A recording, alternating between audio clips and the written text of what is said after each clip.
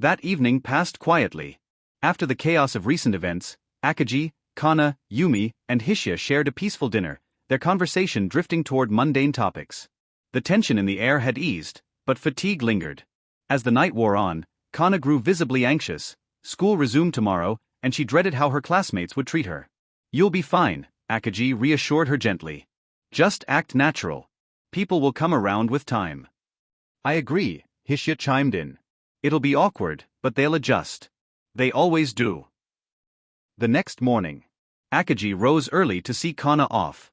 Hishia, still curled under her blanket, groaned about mornings and was promptly accused of leaning into her dragon heritage. As they waited for Yumi to teleport Kana to school, the sisters briefly revisited a delicate topic: Mika's brother and Akagi's involvement in his death. They agreed, today wasn't the time to unravel that thread. Kana nodded, but the idea of hiding the truth still sat heavily in her heart. "All right, Wani-chan. I'm off." Kana hugged her sister. "Take care. Don't let it get to you. I'll be just a thought away." Akagi gave a soft smile as Yumi cast the teleportation spell. Kana's POV. Kana appeared in front of the school courtyard in a flash of light, courtesy of Yumi's magic. Instantly, dozens of students turned toward her, wide-eyed and whispering. Their shock hit her like a physical weight. Her stomach twisted. I can't do this." A gentle hand landed on her back. "Breathe," Yumi said softly, casting a minor spell to soothe Kana's nerves. "You're all right. One step at a time." Kana managed a breath. "Thanks, Yumi. Sorry for the trouble." "Never a bother," the priestess smiled. "And my lord agrees." Feeling steadier, Kana gave her a quick hug and walked over to Naomi and Mika, who were waiting on a bench nearby. Once reunited, Yumi vanished back to the estate. "Did she teleport?" "That's the girl from the news." "What's Kana doing with them?" "Please don't let her sister show up." The trio did their best to ignore the whispers and eyes tracking them like prey. The morning was tense, but uneventful. Students kept their distance, even old friends hesitant to approach. The fear of Akagi's retaliation lingered over everything like smoke in the air. Teachers tried to maintain normalcy, but the nervous glances gave them away. Still, after a week, things began to settle. A few brave students even spoke to them again. And then came the second week. The vote. Re-eyeing. The final bell rang. Students usually fled the classroom or headed for club activities. Today, however, most remained behind. The cultural festival was coming in October, and as class rep, Kana had to lead the first planning session. She stood at the podium, preparing to begin. Then, a voice cut through the murmurs. "I think we need to vote for a new class rep," said Hito Tamaguchi. Kana blinked. "A new rep? Why?" "Don't play dumb," he snapped. "Your sister is a murderer. I'm not taking orders from someone like you." Murmurs spread through the class like wildfire. Naomi stood up. "Kana's not responsible for her sister's actions. Have you forgotten we were kidnapped? Akagi acted because she had to." "Yeah," Mika added. "Kana's been an amazing rep. She doesn't deserve this. She's still related to that monster." Hito shot back. "She killed my brother. And now you expect me to sit here and pretend nothing happened." Kana took a sharp breath, trying to stay calm. Wani-chan would never hurt anyone without reason. "Are you sure about that?" Miyako Hitsubane sneered. "What if you go home and say we bullied you? You expect us to believe she won't kill us too?" Kana snapped. "Yes, she kills. It's her job. But she follows rules she never breaks. If I cried to her about you too, at most, she'd tell you to knock it off." "Bullshit." Miyako barked. "She killed over 600 people last weekend. All for you." "Then answer this." Kana's voice dropped cold, her smile eerily familiar. "If you're so afraid of her, why are you provoking me right now?" Silence. The class froze. Kana's point hit harder than any retort. If Akagi was truly the monster they feared, they'd already crossed the line. Fear washed over them, and Miyako quietly sat down pale. Kana's definitely picked up some tricks from her sister, Naomi thought. Our classmates never stood a chance. Mika smirked. Kana turned to Hito. "I'm sorry for your loss. But answer me this, would you rather Mika, Naomi, and I die just so your brother could live?" He stammered, unable to answer. Well, that was the deal. Kana slammed her hands on the podium. The military planned to kill us regardless. Even if Akagi let herself be executed. Silence again. Tell me, she looked around the room. Would you rather we be dead? No one spoke. No one could. I thought so. She straightened up, calm again. Now, do you still want to replace me as class rep? Because I promise, it's not a job for the faint of heart. Hito sat down, defeated. The motion was withdrawn. Great. Kana beamed. Now, let's talk about our festival plans. Wani-chan will be attending, and I intend to make this the best event we've ever had. Her words sent a chill through the room. Terrifying Kana has leveled up. Yup. We're doomed. Naomi and Mika, in sync. One quiet afternoon, while Kana was still at school, Hishia dropped by for one of her now regular visits. Over tea and conversation, she casually brought up something new. So, we made a private forum, she said, swirling her cup as she looked at Akagi. A private forum? Akagi arched a brow as she sipped her coffee. What for? To stay in touch, Hishia replied. It's hard to explain the FWO experience to people who weren't there. It's like a support group. A lot of folks are struggling, especially those who didn't keep their powers. Yumi silently poured her a fresh cup of tea. Thanks, Hishia mumbled, offering the priestess an awkward smile. Their relationship was still frosty, but not as bitter as it used to be. So let me guess, Akagi smirked. 90% of the forum is people complaining about us cheaters with abilities? Hishia gave a nervous chuckle. Partly. But, there's also a lot of talk about you. Especially after the whole massacre the military incident. Akagi leaned forward, eyes gleaming. Oh? Now I have to see it. Send me the link. Please don't stir the pot too much, Hishia sighed. I'd rather not referee a digital war. Despite her protest, she opened an AR screen and invited Akagi to the forum. Moments later, Akagi was in, and she made her entrance. FWO Survivors Forum, General Chat. Blue Dog *. Can't believe it's been almost 3 months since we *. Gonna be weird doing Halloween without pumpkin monsters. Excelsior *. Good riddance. Those things were nightmare fuel. Akagi *. I might have a few subordinates with pumpkin-themed summons. We can have a properly spooky Halloween. Blue Dog *. Yo. Who the hell's pretending to be Akagi? That's not funny. Hishia *. It's the real deal. She's sitting next to me eating cake. Confirmed. XD. Black Box *. Wait, you invited her? Why? Hishia *. Because she's a survivor, just like the rest of us. That's what this forum is for. Excelsior *. Is it just me or does Hishia sound weirdly chill about this? What kind of blackmail does Akagi have on you? Akagi *. No blackmail needed. She just wants more time with my sister. Winky face. Hishia *. Not funny. Black Box *. Hold up, what? Excelsior *. Since when is that a thing? Blue Dog *. Hishia sold out humanity for a girlfriend? Akagi *. You should see her face right now. Embarrassed rage is a look. Superbia, replying to Blue Dog. Don't act like you wouldn't. Blue Dog *. No comment. Excelsior *. So, Akagi, when are you taking over the world? Asking for a friend. Black Box *. Yeah, and where do I apply for your demon army? XD. Akagi *. Running a planet sounds like hell. Gustav barely handled one country. Pass. Purple Rose *. Oh great, she's here. Akagi *. Admit it, you're thrilled to see me. Smiley face. Purple Rose *. Let's be clear. I don't blame you for Kayajaro anymore, but that doesn't mean I like you. Blue Dog *. Wait, so the NPCs really were real? I saw that priestess girl in the game, and now she's in our world? Purple Rose *. Yeah. We messed up big time. They weren't NPCs. They were people. Yumi made that painfully clear. Blue Dog *. Oh god. Superbia *. I knew they acted too real. Akagi, how long did it take you to figure it out? Akagi *. By the end of year 1, I was sure. Yumi sealed it. No AI could ever act like she did. Black Box *. Man. I treated her like trash. Thought she was just some annoying quest giver. Superbia *. I called Mishu names. We were such jerks. Akaji asterisk. Most of them don't hold grudges. Except Yumi. She absolutely hates you all. Blue Dog asterisk. She's not going to, teleport behind us and murder us, right? Akaji asterisk. No. Worst case scenario, she yells at you. She's not that kind of monster. Blue Dog / Black Box asterisk. Phew.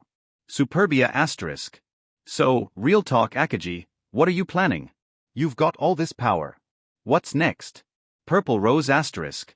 Seconded. I've been wondering too. Excelsior asterisk. Same here. Akaji asterisk. 1. I'm founding a proper clan, my own name, my own people. 2. I'm staying in the assassination business. Might expand the clan's operations. 3. I'm going to travel. Time means nothing to me now. 4. I'm going to make sure my sister lives a happy life, she's all I've got. 5. And I have a little vanity project I'll keep secret for now. Call it a surprise. Hishia asterisk. You actually have a life plan. That's terrifying. Excelsior asterisk. A clan? Like Yakuza? Akaji asterisk. More like a feudal family. I want structure and loyalty. As for those who have a problem with my methods, if you point a sword at me, be ready to face mine. Just don't drag outsiders into our fight. You'll regret it. Superbia asterisk. Understood. Blue Dog asterisk. I'm out. Excelsior asterisk. Hard pass. Black Box asterisk. You know, I like living. After a while, Akaji logged off, satisfied. Well, that went better than expected. Hishia slumped in her seat. I thought it was going to devolve into chaos. Akaji shrugged. Most of them lost their powers. They can't do much besides talk. And I doubt even the bitter ones will confront me directly. That's probably true. But, Hishia's tone turned serious. I think you'll be getting a client soon. Oh. Akaji perked up. Do tell. Second-hand rumor, Hishia said. But apparently, one of the powerless survivors wants you to take out someone who did keep their abilities. Something about a family feud. Akaji chuckled. Even in the real world, they bring their grudges with them. I was hoping things could stay peaceful, Hishia sighed. But it seems we're not done with bloodshed yet. If they come to me, I won't turn them away. But I will charge. And they should understand the price may be steep. They don't have anything to pay you with. Not in this world. Akaji leaned forward, her grin dark. Tell me, Hishia, what do demons usually demand in return? Hishia blinked, then groaned. Don't even joke about that. You can't take someone's soul, and I don't want to know if you ever figure out how. Akaji laughed. Not yet. But I am flexible. I've always accepted alternative payments. Remind me never to ask you for a favor, Hishia muttered, rubbing her temples. I wouldn't blame you, Akaji said, still laughing. Not one bit. Hey, welcome to Firescale Audiobooks. If you enjoy our audiobooks, please consider subscribing to the channel. Also, feel free to share your review in the comments section below. Agent Callus Underhill has done a lot in his time with the CIA. He's negotiated hostage exchanges with Mexican drug lords, dealt with Afghani warlords, and even endured torture on more than one occasion. So when he was instructed to meet with a 21-year-old girl and conduct negotiations, he was irritated. Sure, he knew that she wielded mysterious powers, and he was informed about her actions at Camp Katsura, but he still felt his talents were being wasted on such a mundane activity, as he called it. Through some backchannel methods, the CIA was able to schedule a meeting between Agent Underhill and Akaji. They assumed that Akaji would ignore or disregard their attempts at contact. So when she readily agreed to speak with them, they were taken aback. Scrambling to designate a time and place for the meeting, the CIA quickly ran into a major problem. Any meeting needed to be clandestine, as the United Nations recently banned foreign nations from contacting the returnees pending an investigation. Akaji refused to hold the meeting at her estate, not wanting to give the CIA any intel, which only made things harder. Dipping into their assets, the CIA contacted one of its undercover agents in Kyoto that ran a coffee shop as a front for its operations in Japan. The meeting would take place there while it was closed, and Agent Underhill was dispatched to Japan alongside a translator. The president's instructions to the CIA called for a measured hand and patience, two things the CIA weren't necessarily known for. Going into this meeting, Underhill's plan was simple: place the real demands on the table immediately, with no niceties and no tiptoeing around. In his mind, he was meeting with a child high on her own power, and his goal was to put her in her place and remind her just how small she really was. If she refused, he figured the CIA would activate a backup plan, and Akaji wouldn't be a problem anymore. As he entered the cafe, he felt confident that everything would go his way. He would soon find out just how wrong his and everyone's assumptions about Akaji really were. Ding! The cafe's door chimed as he opened it. The blinds were pulled down, the interior of the shop was dim, and the smell of tobacco smoke and coffee filled the air. From the corner of his eye, he caught sight of a young woman sitting in one of the booths. She was smoking a long thin pipe and sat with a cup of coffee. The shop's frontman was nowhere to be seen, and Agent Underhill didn't care. He motioned for his translator, a CIA agent, Tomoya Hisagami, to follow him, and the two took a seat across from Akaji. Her eyes flickered as she exhaled from her pipe, and her face showed an indifference to the two men across from her. Note: as Akaji does not speak English, this conversation is being had via the translator but will be written as normal. This rule will be followed in any and all future conversations where translation is necessary. Good afternoon, Underhill said as he took his seat. Hello, Akaji replied with a distorted voice, the sound of which unnerved the translator.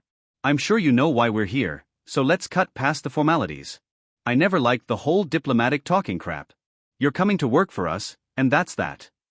Underhill lit a cigarette of his own. I see the US is just as foolish as the Japanese government. What makes you think I'll agree to that? Akaji answered playfully. Underhill gave a smirk and a laugh. Because unlike these clowns, we know how to put children like you down. Akaji did not appreciate being called a child. If you didn't see me as a threat, then why are you here? This man had already soured Akaji's mood with his arrogance. To give you a chance. He replied flatly. Come work for us. If you do that, then you needn't worry about any accidents that may occur. The veiled threat at Kana's safety did not go over her head. You really are stupid, aren't you?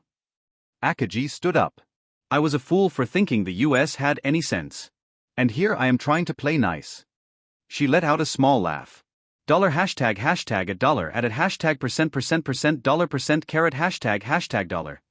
Akaji let slip the demonic tongue from her mouth, causing both men to wince in pain. What the fuck was that? Underhill's head felt like it was about to split open. Hashtag dollar, at hashtag dollar, at hashtag dollar at, hashtag dollar, Akaji's voice distorted more as she approached Underhill and grabbed him by the shirt. I will give you one warning, human. If you so much as lay a finger on Kana or any of my friends, I'll turn DC into a flaming hellscape that will make Dresden look like a fucking joke. Akaji's eyes began to glow, and her form morphed into a black shadow. I don't think you understand just who you're dealing with, so allow me to give you a taste. Akaji's shadow expanded and swallowed Underhill whole. He was only gone for a few moments before he reappeared, but his face looked like it had aged a decade. The man was stark white, and his face was contorted in terror.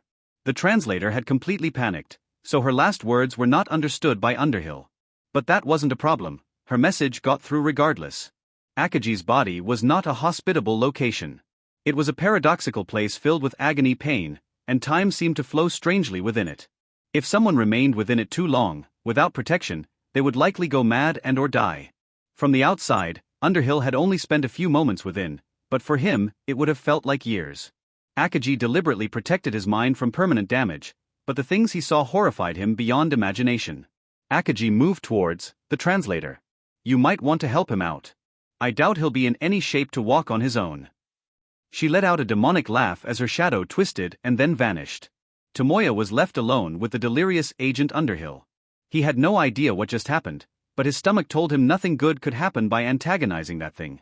It would take Underhill several days to recover from his time in Akaji's shadow, and the report he sent back to Washington both angered the president and stunned the intelligence community. Akaji was far more dangerous than either believed.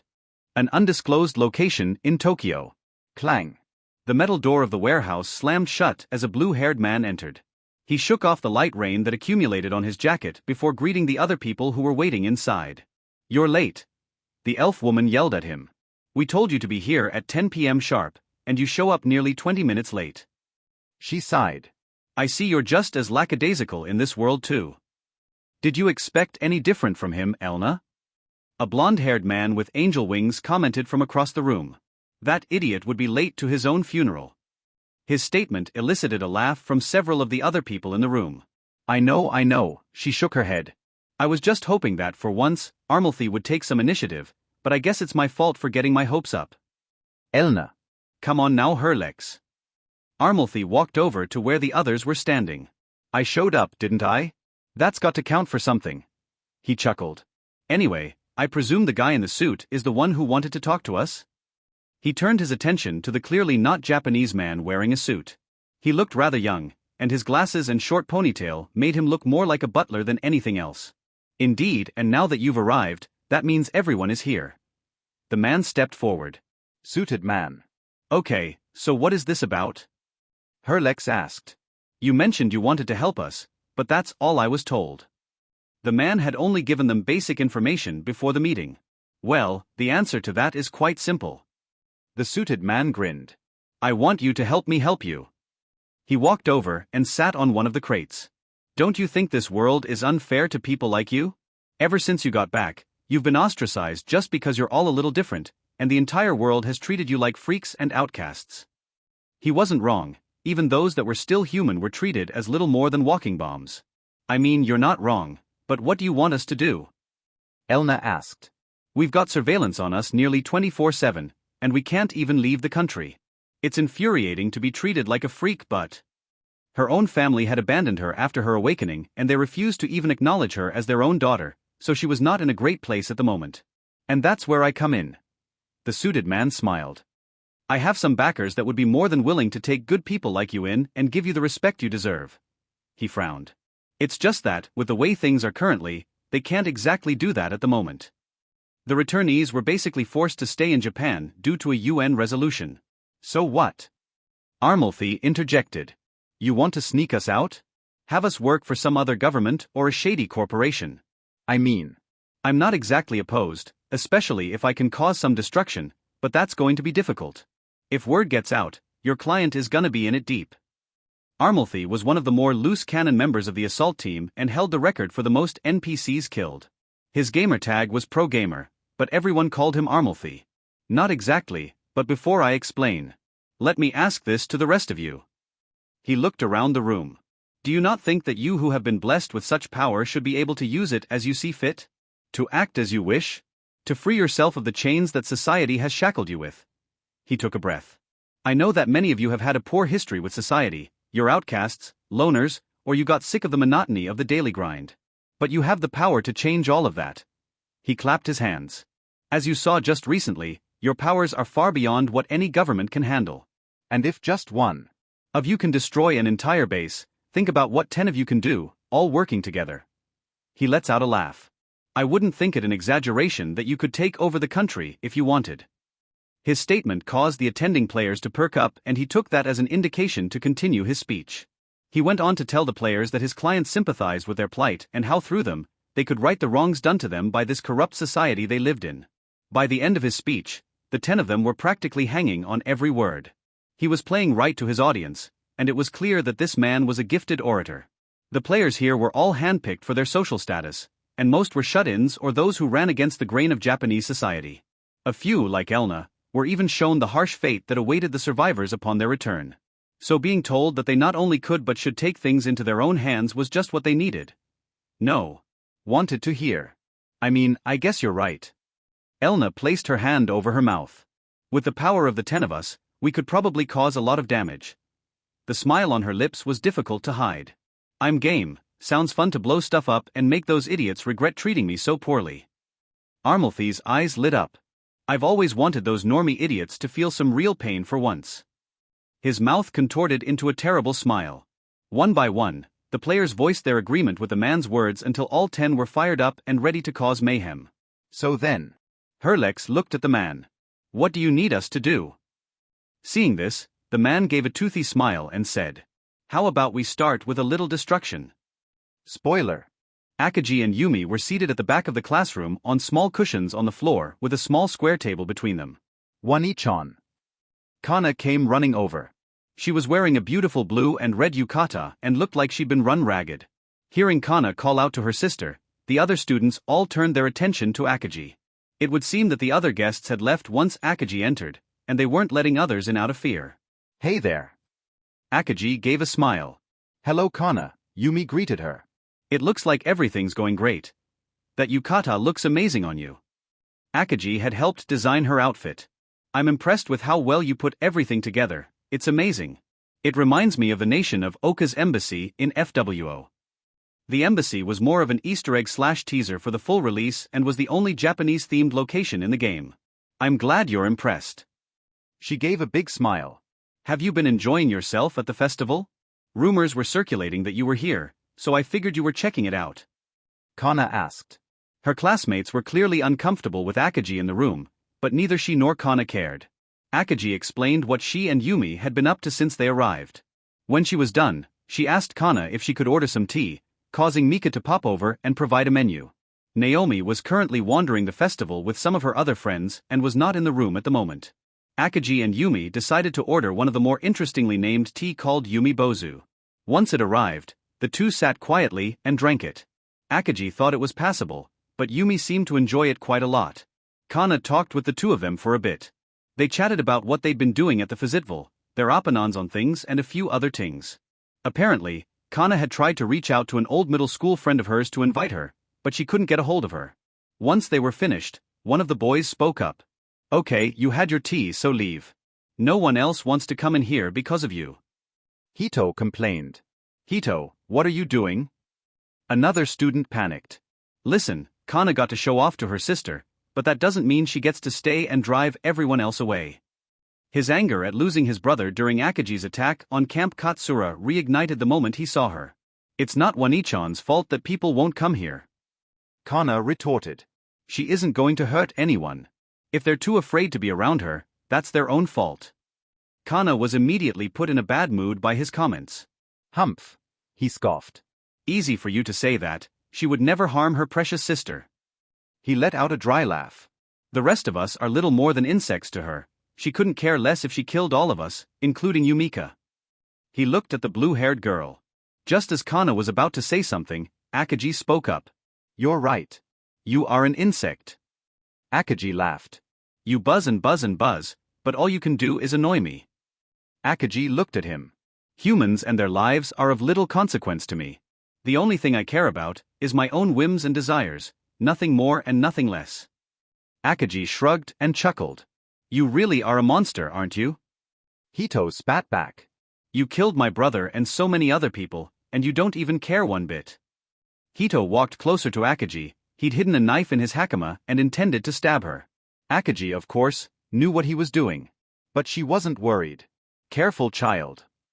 Her distorted voice stopped him in his tracks. I am quite the tolerant demon, but you would do well not to test me. She gave a demonic laugh. Many have over these last few years, and fewer still have lived to tell the tale. Akagi's voice and tone scared the other students. Allow me to explain something to you, child. Your brother is only dead because some fool decided to come for Kana. If that never happened, your brother would be alive right now. I am not one for mindless slaughter, but if killing others will keep what's important to me safe, then so be it. Akagi looked at the other students. This is the real world, not some light novel or anime. Being kind to one's enemy and refusing to take the lives of those who seek to destroy you is a quick way to find everything you care about taken away. Akagi's voice reverted to normal, and she stood up. Come on, Yumi. Let's leave, Akagi said. We're only causing problems if we stay here. Akagi looked at Kana. I'll see you at the main event. I think everyone's gonna like it. As she walked out the door, she stopped. Oh yeah, Hishia will be here shortly, so enjoy your time with her. Kana was in such a state of confusion and anger that she didn't even say anything when Akagi left. Though Hito would later be given quite a stern lecture and made to repent, the sight of which caused Naomi and Mika to have chills. Spoiler. There will technically be 3 chapters today, since the second has 2 parts.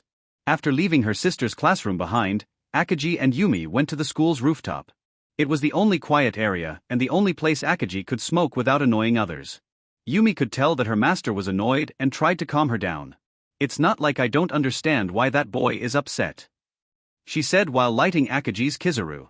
Losing family is always tough. Even if he knows you're right, it won't matter, he'll still resent you. Akagi let out a puff of smoke. I know, but I don't know Yumi. Ever since I got back from FWO, I find myself caring less and less about those outside of my immediate surroundings. It's like, in my mind, as long as you guys and Kana are okay, nothing else matters. Akagi had a conflicted look on her face. At this point, she was even questioning how much of her humanity remained. And what's wrong with that? Yumi responded.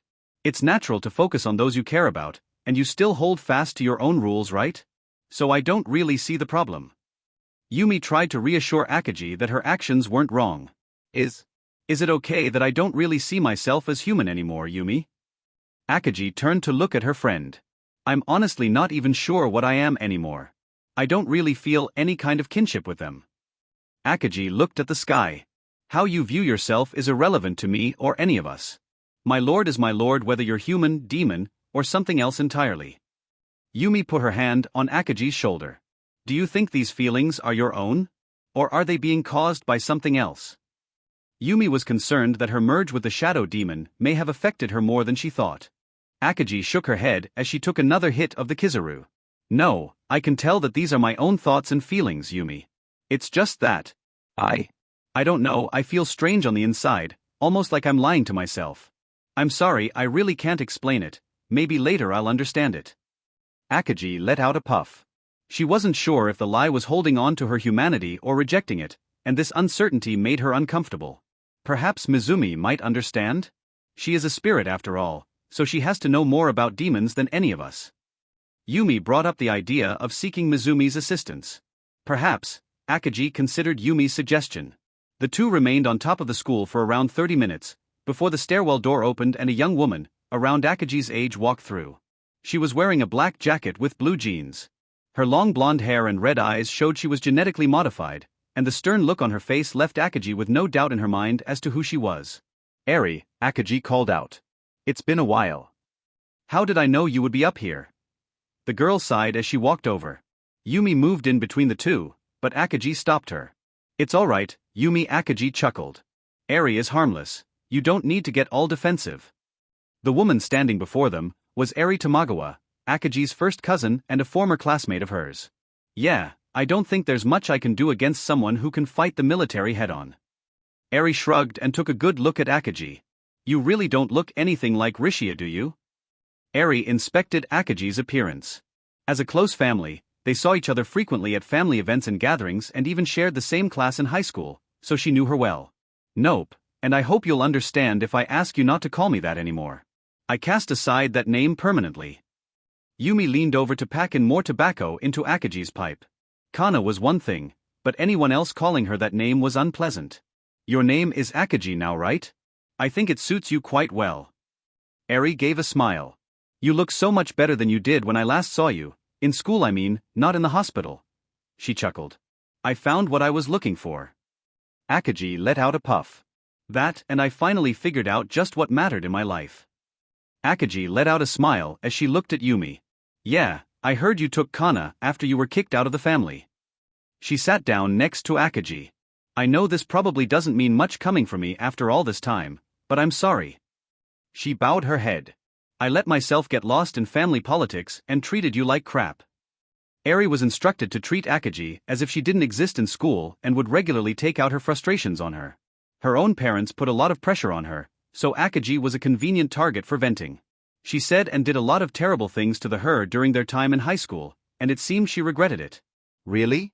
Are you apologizing so that I'll take you off my naughty list? Akagi laughed. Are you really sorry for what you did, or are you just afraid that I'll come back for revenge?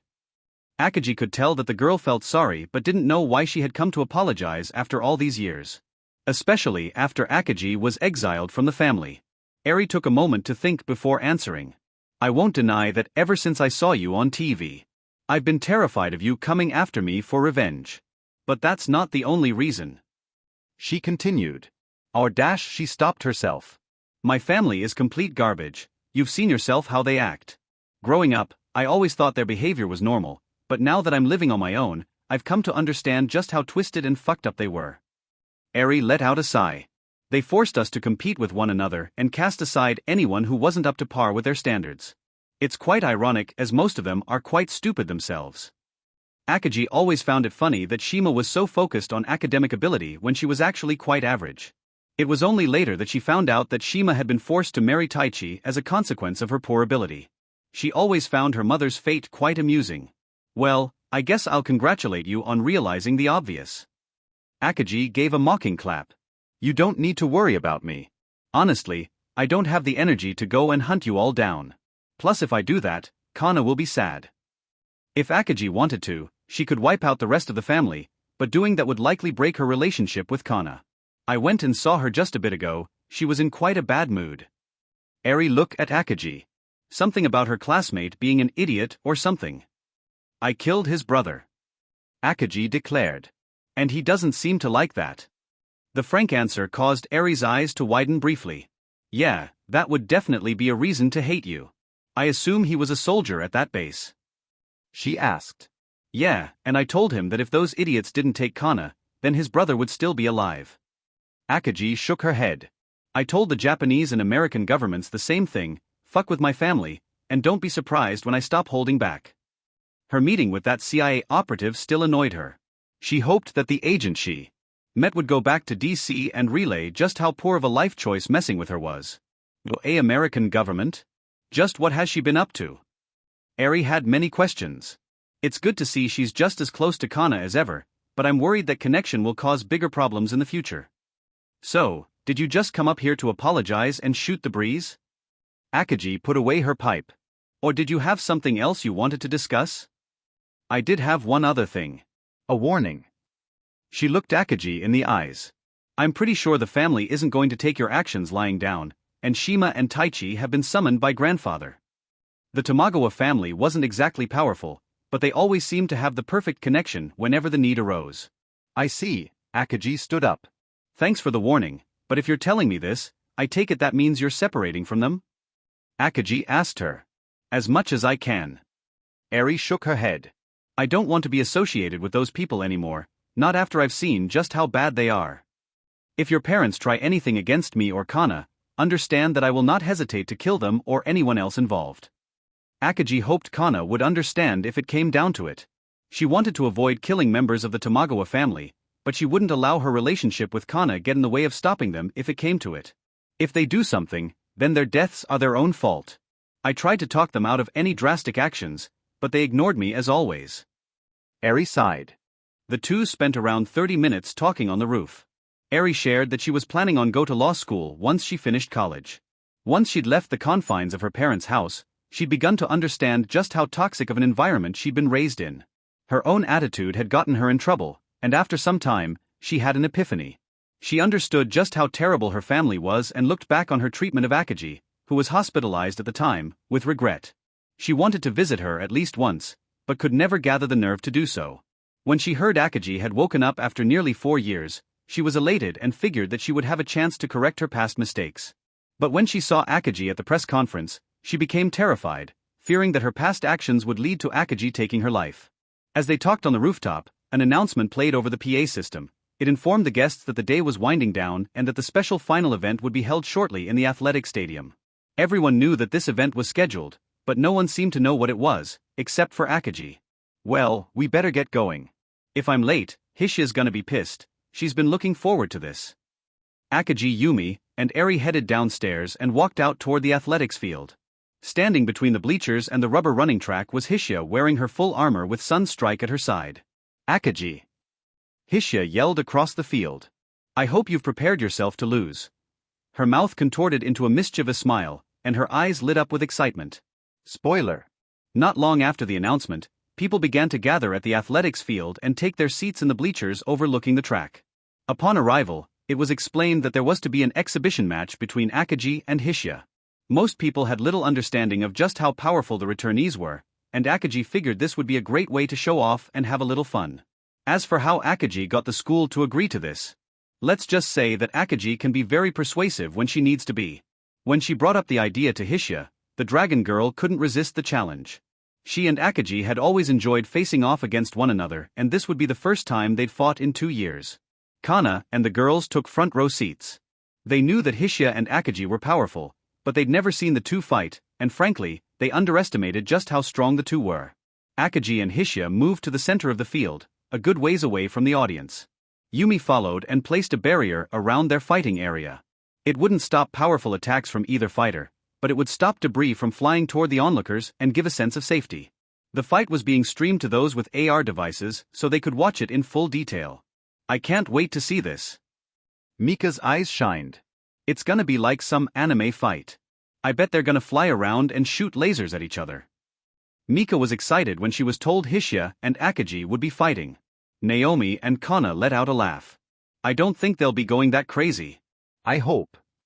Kana gave a wry smile. Still, it should be interesting. It's not every day you get to see two superpowered people go at it for entertainment. Naomi chuckled. Eri took a seat next to them. I mean, Akagi is strong, but I don't think she can do anything that crazy, right? And that Hishia girl isn't as powerful, so I think it will.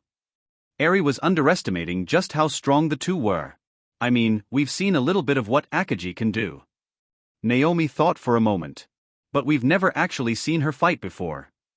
Yeah, I know One-chan was able to beat the military, but we never saw just exactly how she did so. Kana gave a wry smile. She told us not to watch the videos online. I did. Mika smiled. It was awesome. Suddenly, Chloe took a seat next to them along with a familiar blue-haired maid. A fight between Meister and Hishia isn't something to be missed, Naya. The cat girl was as excited as Mika. I never really paid attention to her combat ability before, so it will be quite interesting to see. Mizumi was also interested in seeing how her new master performed. Hey Chloe. Hey me. Kana greeted her. I didn't expect to see you here. She hadn't seen her or any of her sister's followers at the festival, so the cat and maid appearing was unexpected, since Akagi didn't trust her. Akagi had instructed Kana to hide Mizumi's true identity, and Mika and Naomi thought she was simply another one of Akagi's followers. This was mostly to prevent information from leaking, since if it was known that Akagi was harboring the one who caused the FWO incident, it would be problematic. Naya ha ha ha. She laughed. I couldn't very well miss this. It's not too often I get to see Meister let out some of her power. The cat took a seat. I wonder how far they will go. They're both battle junkies after all. Chloe's eyes glinted slightly. She was just as guilty as her master for enjoying the thrill of the fight. Hearing the term battle junkie caused the three girls to let out a nervous laugh. I just hope those two don't take it too far and destroy the school or something. Kana sighed in her head. Akagi and Hishia stood across from one another in the middle of the field. The two had fought each other countless times over the years, and in FWO, they'd once intended to kill one another. Today's fight wouldn't be to the death, but that didn't mean they weren't going to take it seriously. Once their audience arrived, they too were signaled to start the fight at any time. However, before they came to blows, they decided to have a little fun. Akagi, what do you say we start off with a little display of power? Hishia put her sword in its sheath. Funny, Akagi laughed. I was just thinking the same thing. You first. Hishia returned a laugh as she closed her eyes. Everything grew quiet, and little more than the sound of the wind could be heard as Hishia began to release energy from within her body. Suddenly a wave of energy shot out and engulfed her. Her body was covered in a thin aura of flame-like energy, her eyes reverted to their draconic version, and small red scales appeared on her face. As her power climbed higher and the aura raged, she let out a roar and the ground cracked underneath her. The audience couldn't believe what they were seeing and hearing. The ground began to shake and the air itself seemed to get heavier as Hishia screamed. After a few moments, the flame-like aura shot up high into the air as it erupted from her body. I guess Hishia really is a dragon, huh? Naomi gave a nervous laugh. Hishia's energy made her hair stand on end. Yeah. Kana nodded nervously. Once she was finished, Hishia cracked her neck to loosen up as electricity coiled around her body. From the outside, she looked as if she were on fire and the grass around her had been burned to a crisp. Ah, it's so nice to stretch a little bit. She let out a laugh as she flexed her hands, her voice sounding more authoritative as she grinned. So much power, it's quite nice. I'm sure it is. You keep your power all bunched up most of the time, so I can imagine it gets quite annoying. Akagi understood the feeling all too well, since she dealt with a similar issue. Hishia hadn't really let her power out since she'd gotten back from FWO, and she never fully transformed in the real world, so her body was likely craving some form of release. Just like Akagi. Good to see you've gotten stronger since we last fought. Akagi was getting excited seeing just how much power Hishia was putting off. Now then. Since you were kind enough to show me yours. She crossed her arms in front of her body. Let me show you mine. She let out a scream as her body began to twist and morph. A large black shadow appeared behind her and began to swirl into a vortex. After a few seconds, It engulfed Akaji's body, and a demonic laugh could be heard coming from within it. A moment later, the black shadow dissipated, and Akaji's visage could be seen once again. She looked slightly different. Her hair was now completely black and flowed and flickered like a flame, and she stood at over 6 feet tall. Her left eye was orange instead of gold, and her entire outfit was now black. On top of that, her entire body was covered by a black flickering flame-like aura similar to Hishia's. Ah, that's better. Akaji chuckled. I think this will be a good enough power level for our battle, wouldn't you say? Akaji asked her opponent. She had to be careful. If she delved too deep into her powers, she was worried it might trigger something dangerous. This was about the limit of what she could safely release at the moment. Hishia didn't respond with words. Instead, she broke out into maniacal laughter which lasted for nearly a minute. I'm so going to fucking enjoy this. Hishia drew her blade, and Akaji followed suit. That makes 2 of us. Akaji laughed. An outside observer would be correct to note that these 2 were quite obsessed with fighting powerful opponents. Kana would later joke that while her sister wasn't capable of feeling sexual attraction or romantic feelings, she was definitely fight sexual. Something Akaji didn't refute. The 2 warriors slowly approached one another, each with looks of pure delight on their faces. When they reached the center of the field and were around 10 yards apart, they began to circle one another like a predator stalking its prey. This dance continued for almost a minute before the 2 flashed forward, their blades clashing together. Oh, you actually took that head-on? Hishia commented. Don't assume you know everything about me. It's been a long time since you last saw me in action. Akaji yelled as she pushed Hishia back. Hishia wasn't fazed and quickly righted herself, bringing her blade to block a follow-up attack by Akaji. In a test of pure strength, Hishia would likely win, so Akaji jumped backward to gain some distance. However, Hishia was no fool, and just as Akaji landed, she rocketed forward and caught her once again. She wasn't going to give her any time to recover. The 2 clashed, and Akaji changed tactics, deciding to parry Hishia's blow, deflecting them toward the ground rather than trying to stop them. Each time she did this, the heat from Hishia's sword caused sections of the turf to incinerate. The spectators couldn't believe what they were seeing, and even Kana and the girls were left speechless as they watched. Annoyed that her strikes weren't getting through, Hishia opted to try some magic. As Akaji deflected her next strike, Hishia threw her left hand forward and hit Akaji point blank with a massive fire blast which caused a huge explosion. A moment later, Akaji appeared to her left after reforming from her dark shadow. She seemed unharmed. You're going to have to do better than that. Akaji bolted forward hoping to catch Hishia while she was experiencing the recoil of her move, but was surprised when Hishia used the back of her left hand to deflect her oncoming strike. Seeing an opportunity, Hishia drove her knee into Akaji's stomach, momentarily stunning her as she brought her blade around for a swing. Akaji knew she made a mistake and tried to contort her body out of the way. She was partially successful in her attempts to avoid her, as Hishia's blade still managed to make contact and easily severed her left arm. Seeing the disadvantageous situation, Akaji used one of her abilities to temporarily blind Hishia so that she could gain some distance and refocus. Losing her arm was annoying, but not crippling, but Hishia took the opportunity to mock her for her mistake. I think you forgot something. She held up Akaji's severed arm. Too bad. I was aiming for your head. She used her flames to incinerate it. Seeing this, Akaji let out a laugh and quickly regrew her arm. Her body was little more than a vessel, so losing a limb or 2 didn't really matter. I thought you were supposed to be stunned after that attack, but I guess the game rules are much less concrete in the real world. Akaji spit out some blood. I won't make that same mistake again. Akaji rocketed forward and coated her blade with a dark mist as she swung down at Hishia. HMPF? This will end the same every time. She mocked Akaji in her head. As she leisurely moved to block the attack, she was shocked when both the blade and Akaji suddenly passed straight through her. What an illusion! Hishia scrambled to figure out where Akaji really was, but before she even had a moment to collect herself, she was greeted by Akaji's fist slamming into her temple. She was sent flying and tumbled across the grass. After a moment, she righted herself just in time to narrowly dodge Akaji's blade aimed at her head. However, it wasn't a complete dodge as she felt a stream of warm liquid run down her cheek. I guess the both of us underestimated our opponents. I had no idea you could create illusions and attack in quick succession. Hishia wiped away the blood. But I think that's good enough of a warm-up. How about we move on to the real thing? As she said this, a small burst of fire came out of her mouth. It looked like the real battle had only just begun. Boom boom asterisk bang. With their warm-up finished, the 2 women's battle intensified. As they blitzed around the field, Each of their blows caused a shockwave that the spectators could feel. The spectacle of their clash left the audience in awe as they were practically on the edge of their seat. The two were evenly matched, trading blows at a blistering speed. Each time their swords clashed, the very ground below them quaked. One of Akaji's biggest weaknesses was a lack of high-powered magic.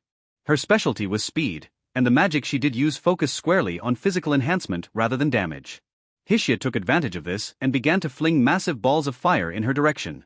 Even if Akaji dodged them, it would leave an opening for an attack. Seeing the incoming barrage, Akaji opted to try out something she'd be experimenting on. She crouched down, placing her blade in its sheath, before covering it with dark power. As the fireballs drew closer, she struck swiftly, swiping her blade and causing the oncoming projectiles to dissipate. There was a tense moment where Hishia hovered in the air as she stared down at Akaji, who gave a sadistic grin. Hishia returned one of her own and dove straight toward Akaji, deciding to play her game for a bit. Hiya! Hishia roared as she clashed blades with Akaji. The two rocketed around the field at speeds so fast the human eye couldn't keep up. Did you get slower, Akaji? Hishia chuckled. She attacked. I feel like I might actually be able to beat you if I go all out. The two warriors' blades locked together and a massive shock wave exploded outwards, which could be felt by the spectators. In your dreams, you overgrown lizard. Akaji replied. You and I both know this isn't even close to my full power. Akaji screamed and an explosion of energy came out of her body, throwing Hishia high into the air. After taking a moment to right herself, Hishia looked down at Akaji, who stood in the center of a dust cloud below her, pointing her blade at her. It was as if she was saying, "Come at me." Hishia let out a laugh. You're right, I know better than anyone that you're just fucking around with me. Hishia shook her head. But that doesn't mean I can't make you sweat just a little bit. She took in a deep breath and magical energy began to channel into her mouth. Let's see you deal with this. She let out a loud roar and exhaled a massive breath of fire. Being a fire dragon, this was her specialty, but Akaji had no idea she could use it while in human form. Akaji was impressed and decided to respond with a technique of her own. She put away her blade and closed her eyes, allowing her body to dissolve into a black shadow. A fire dragon's breath was several thousand degrees Fahrenheit, so taking it head-on was quite a dangerous move. Seconds later, Akaji was hit with the full force of Hishia's breath, and the effect was devastating. The ground where she once stood turned to lava, and the grass in their arena caught fire and burned. Dragon's breath was an extraordinarily powerful weapon. One that even the most heavily armored tank wouldn't want to endure. Kana momentarily panicked, believing that her sister had been killed, as she was nowhere to be seen, but Chloe moved to calm her down, informing her that she was perfectly fine and to just watch. For a brief moment, Hishia also thought she'd killed Akaji, as she expected her to dodge out of the way, not take it head-on. However, just as she was about to descend, a massive black cyclone sprang up from the impact point, and Akaji's demonic laugh filled the air. Not too bad. Her voice came from the darkness. I'm impressed you managed to pull that off without resorting to transforming. Let me reward you by showing you something interesting I came up with recently. The black vortex slowed, and 3 pillars of darkness extended from it and down to the ground. Moments later, 3 Akajis appeared where they were impacted, and the black cyclone disappeared. It took some time to get used to multiple bodies, and there are still some kinks to work out. But I think this should work fine for now. Akaji 1. I don't care if there are 3 or 300 of you. All you're doing is delaying the inevitable. Hishia descended at lightning speed, aiming for one of Akaji's bodies. As she clashed with her blade, she was ambushed from both sides by the other 2. Don't tell me you forgot about me. Akaji 2. Surrounded by 3 Akajis, Hishia began to take major damage. She assumed that the others were little more than illusions that couldn't harm her, and she paid the price for that mistake. Unable to gain distance, Hishia was bounced between the 3 of them as she took direct hits from Akaji's sword, fist, and knees. The damage began to pile up, and Akaji had no intention of giving Hishia a moment to recover. Come now, is that all you've got? Akaji's 3 bodies moved to finish her off. But just as they brought their blades down, Hishia's free hand began to release a wave of ice and cold, and she punched one of Akaji's bodies square in the chest. In an instant, it froze completely and shattered into a cloud of misty particles. Her ability, Glacial Touch, was a gamble, as failure to contact an enemy would result in the effect bouncing back on the wielder, but it paid off. The loss of one of her bodies caused Akaji to momentarily lose concentration, and Hishia used the opportunity to escape. There were only 2 Akajis remaining, but Hishia had taken considerable damage. Taking a moment to recover, Hishia wiped the blood off her face and spat on the ground. It looked like this fight wasn't over just yet. I'll admit, you almost had me there. I never expected you to be able to control multiple bodies with such precision. Hishia laughed. But now that I know your tricks, you won't be able to do that again. We'll see. Both Akagis spoke together. I know I said that, but fighting two of her at the same time isn't going to be easy. Hishia scanned her mind to find some method of victory. My best bet is going to require taking both her bodies out at once, but even then, she might just reform. Damn it, Akagi, you really had to go out and become some crazy overpowered existence, didn't you? Hishia's words might have sounded like she was upset, but the toothy smile on her face showed otherwise. Akagi's strength only served to make her want more herself, and she relished the challenge before her. Hishia began to spin her sword clockwise in her hand. As it spun, it built up momentum, and the flames which extended from its blade grew hotter and more violent. Seeing this, Akagi moved to close the gap and stop what she knew was about to happen, but this was just what Hishia was hoping for. As soon as Akagi closed the gap, Hishia returned her blade to inventory and cupped her hands into a cone, releasing a quick burst of radiant energy. This attack had two effects. First, it required Akagi to defend against it, and two, it blinded her second body temporarily. As her first body moved to guard against the blast, Hishia took the opportunity and leaped through the blast and tackling her to the ground. The two tumbled, and once they stopped, Hishia began to wail on her with all of her power. In the time it took for her second body to recover and reach her, Akagi had taken quite the beating, and her face was just as bruised as Hishia's. Not wanting to be caught between the two of them, Hishia re-summoned her blade and jumped backward, driving her sword into the ground as she landed, causing plumes of fire to erupt around her. Akagi's two bodies regrouped. Her defensive specs were quite low, so Hishia's punches did quite a bit of damage. Akagi figured it was best to end the fight quickly, and that any more delay would likely put her on the back foot. Her two bodies slowly walked toward Hishia, blades drawn.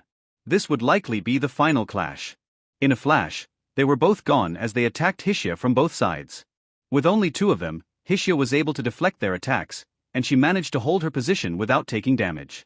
Akagi might have been incredibly fast, but Hishia was excellent at reading opponents. The exchange continued as Akagi refused to give Hishia a moment to act, and Hishia refused to allow Akagi to get a hit in. Then, the moment Akagi had been waiting for arrived. Seeing Hishia charge another magic attack in her left hand, she dissolved her second body into a black shadow and had it wrap around Hishia's hand. This left her unable to cast, and Akagi took the opportunity to pin her down by locking swords with her. Hishia's focus moved to the clash of blades, and this momentary lapse in concentration gave Akagi's second body a chance to act. Hishia's body had a natural resistance to Akagi's attack, but it was not enough. Unable to focus her full attention on the shadow's body, she soon found herself bound and unable to move as Akagi's shadow wrapped itself around her. Hishia struggled to get free but couldn't. She might have the strength of a dragon, but Akagi's shadow body was quite difficult to shake off. Reminds me a bit of Hassan. I tied you up a bit there too. Akagi laughed. Try as she might, Hishia found herself unable to cast magic or move. This would be the second time that Akagi had gotten her with this trick, and that didn't make her happy. Do you surrender? Because I don't want to hurt you anymore if I don't have to. Akagi had a big smirk on her face. Seeing Hishia in such a compromising position was something she very much enjoyed. Not yet. Hishia roared. With little hope of escaping this situation, she opted to use a special technique, one that she had only used once before. Her body began to glow, and Akagi, knowing full well what this was, decided to back off and left her second body to hold her down in case it was a bluff. It wasn't, and a moment later, a massive explosion rocked the athletics field where they battled. Self-destruct was basically a final attack where you were going for an all-or-nothing victory. It heavily damaged the user, but anyone caught in the blast would likely not survive. The explosion was so bright that most of the spectators had to look away. When they returned their eyes to the battle, what they saw shocked them. In the middle of the massive crater stood Hishia, burned, singed and bloody, but still standing. Akagi's form could be seen towards the edge of the crater, and she appeared to be unharmed. Though, her other body didn't survive. The ability Hishia used had worked, but at the cost of damaging herself severely. Hishia took a step forward but fell to her knees as she coughed up blood. She had reached her limit, and it was likely she couldn't continue the fight. But while her body was broken, her mind was anything but. I can't let it end like this. Hishia thought. She had much more power than this but was intentionally holding back as this was intended to be a fun exhibition match. But if she let out more, she thought she just might be able to win. More. I need more power. I know I have more. Hishia slowly stood up and began to channel even more of her draconic power, causing the ground to begin to shake. She always hated losing to Akagi, and this exhibition match was no different. Her thoughts began to turn towards destruction, and she began to see red. More power, I have the power to win. The flames around her body grew wild and electricity coursed around her.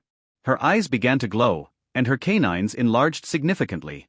In the game, she'd never had any issues letting out her full power, and there was never a risk of going out of control. However, in the real world, her draconic blood and its influence began to cloud her mind. She might have the power of a dragon, but her human mind was not prepared for everything that came with it. At this rate, Hishia would lose herself in bloodlust, and who knows what she might do in such a state. Sensing what was about to happen, Akagi yelled out, Hishia, stop. Her sudden scream caused Hishia to snap back to reality. You can't let your blood control you. I can see it in your eyes, you're on the edge. If you let out more power, you're going to go on a rampage.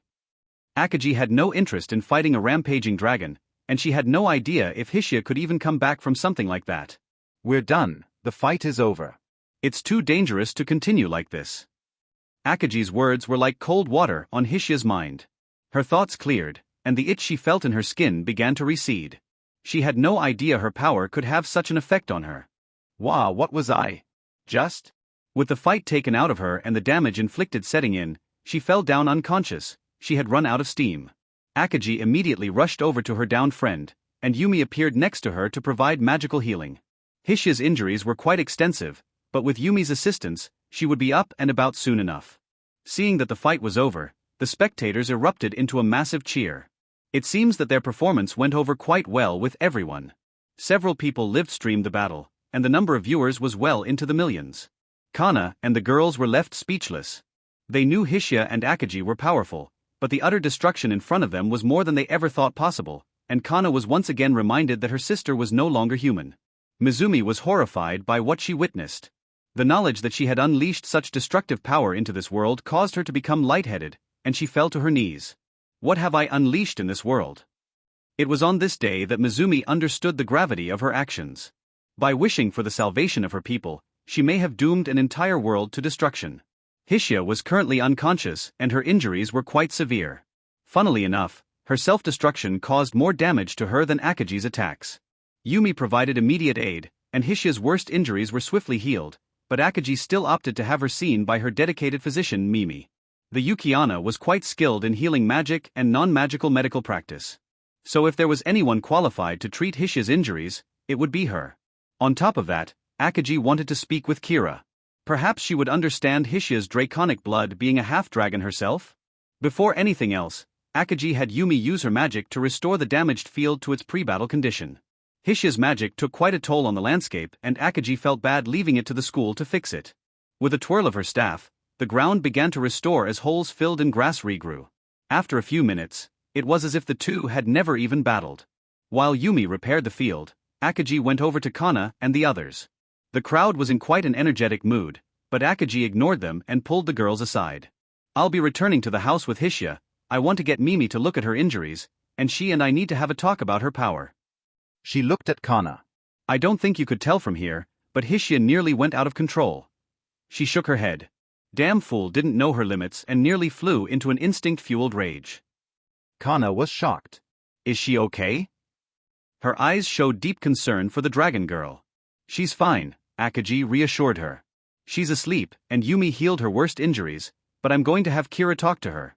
She's the only person I know, other than Hishia, who has the blood of a dragon running through her veins. She might know more about what just happened. Kira was quite familiar with dragons and spent most of her life dealing with them. Okay, should I come back with you? Kana asked. She seemed very concerned about Hishia's condition.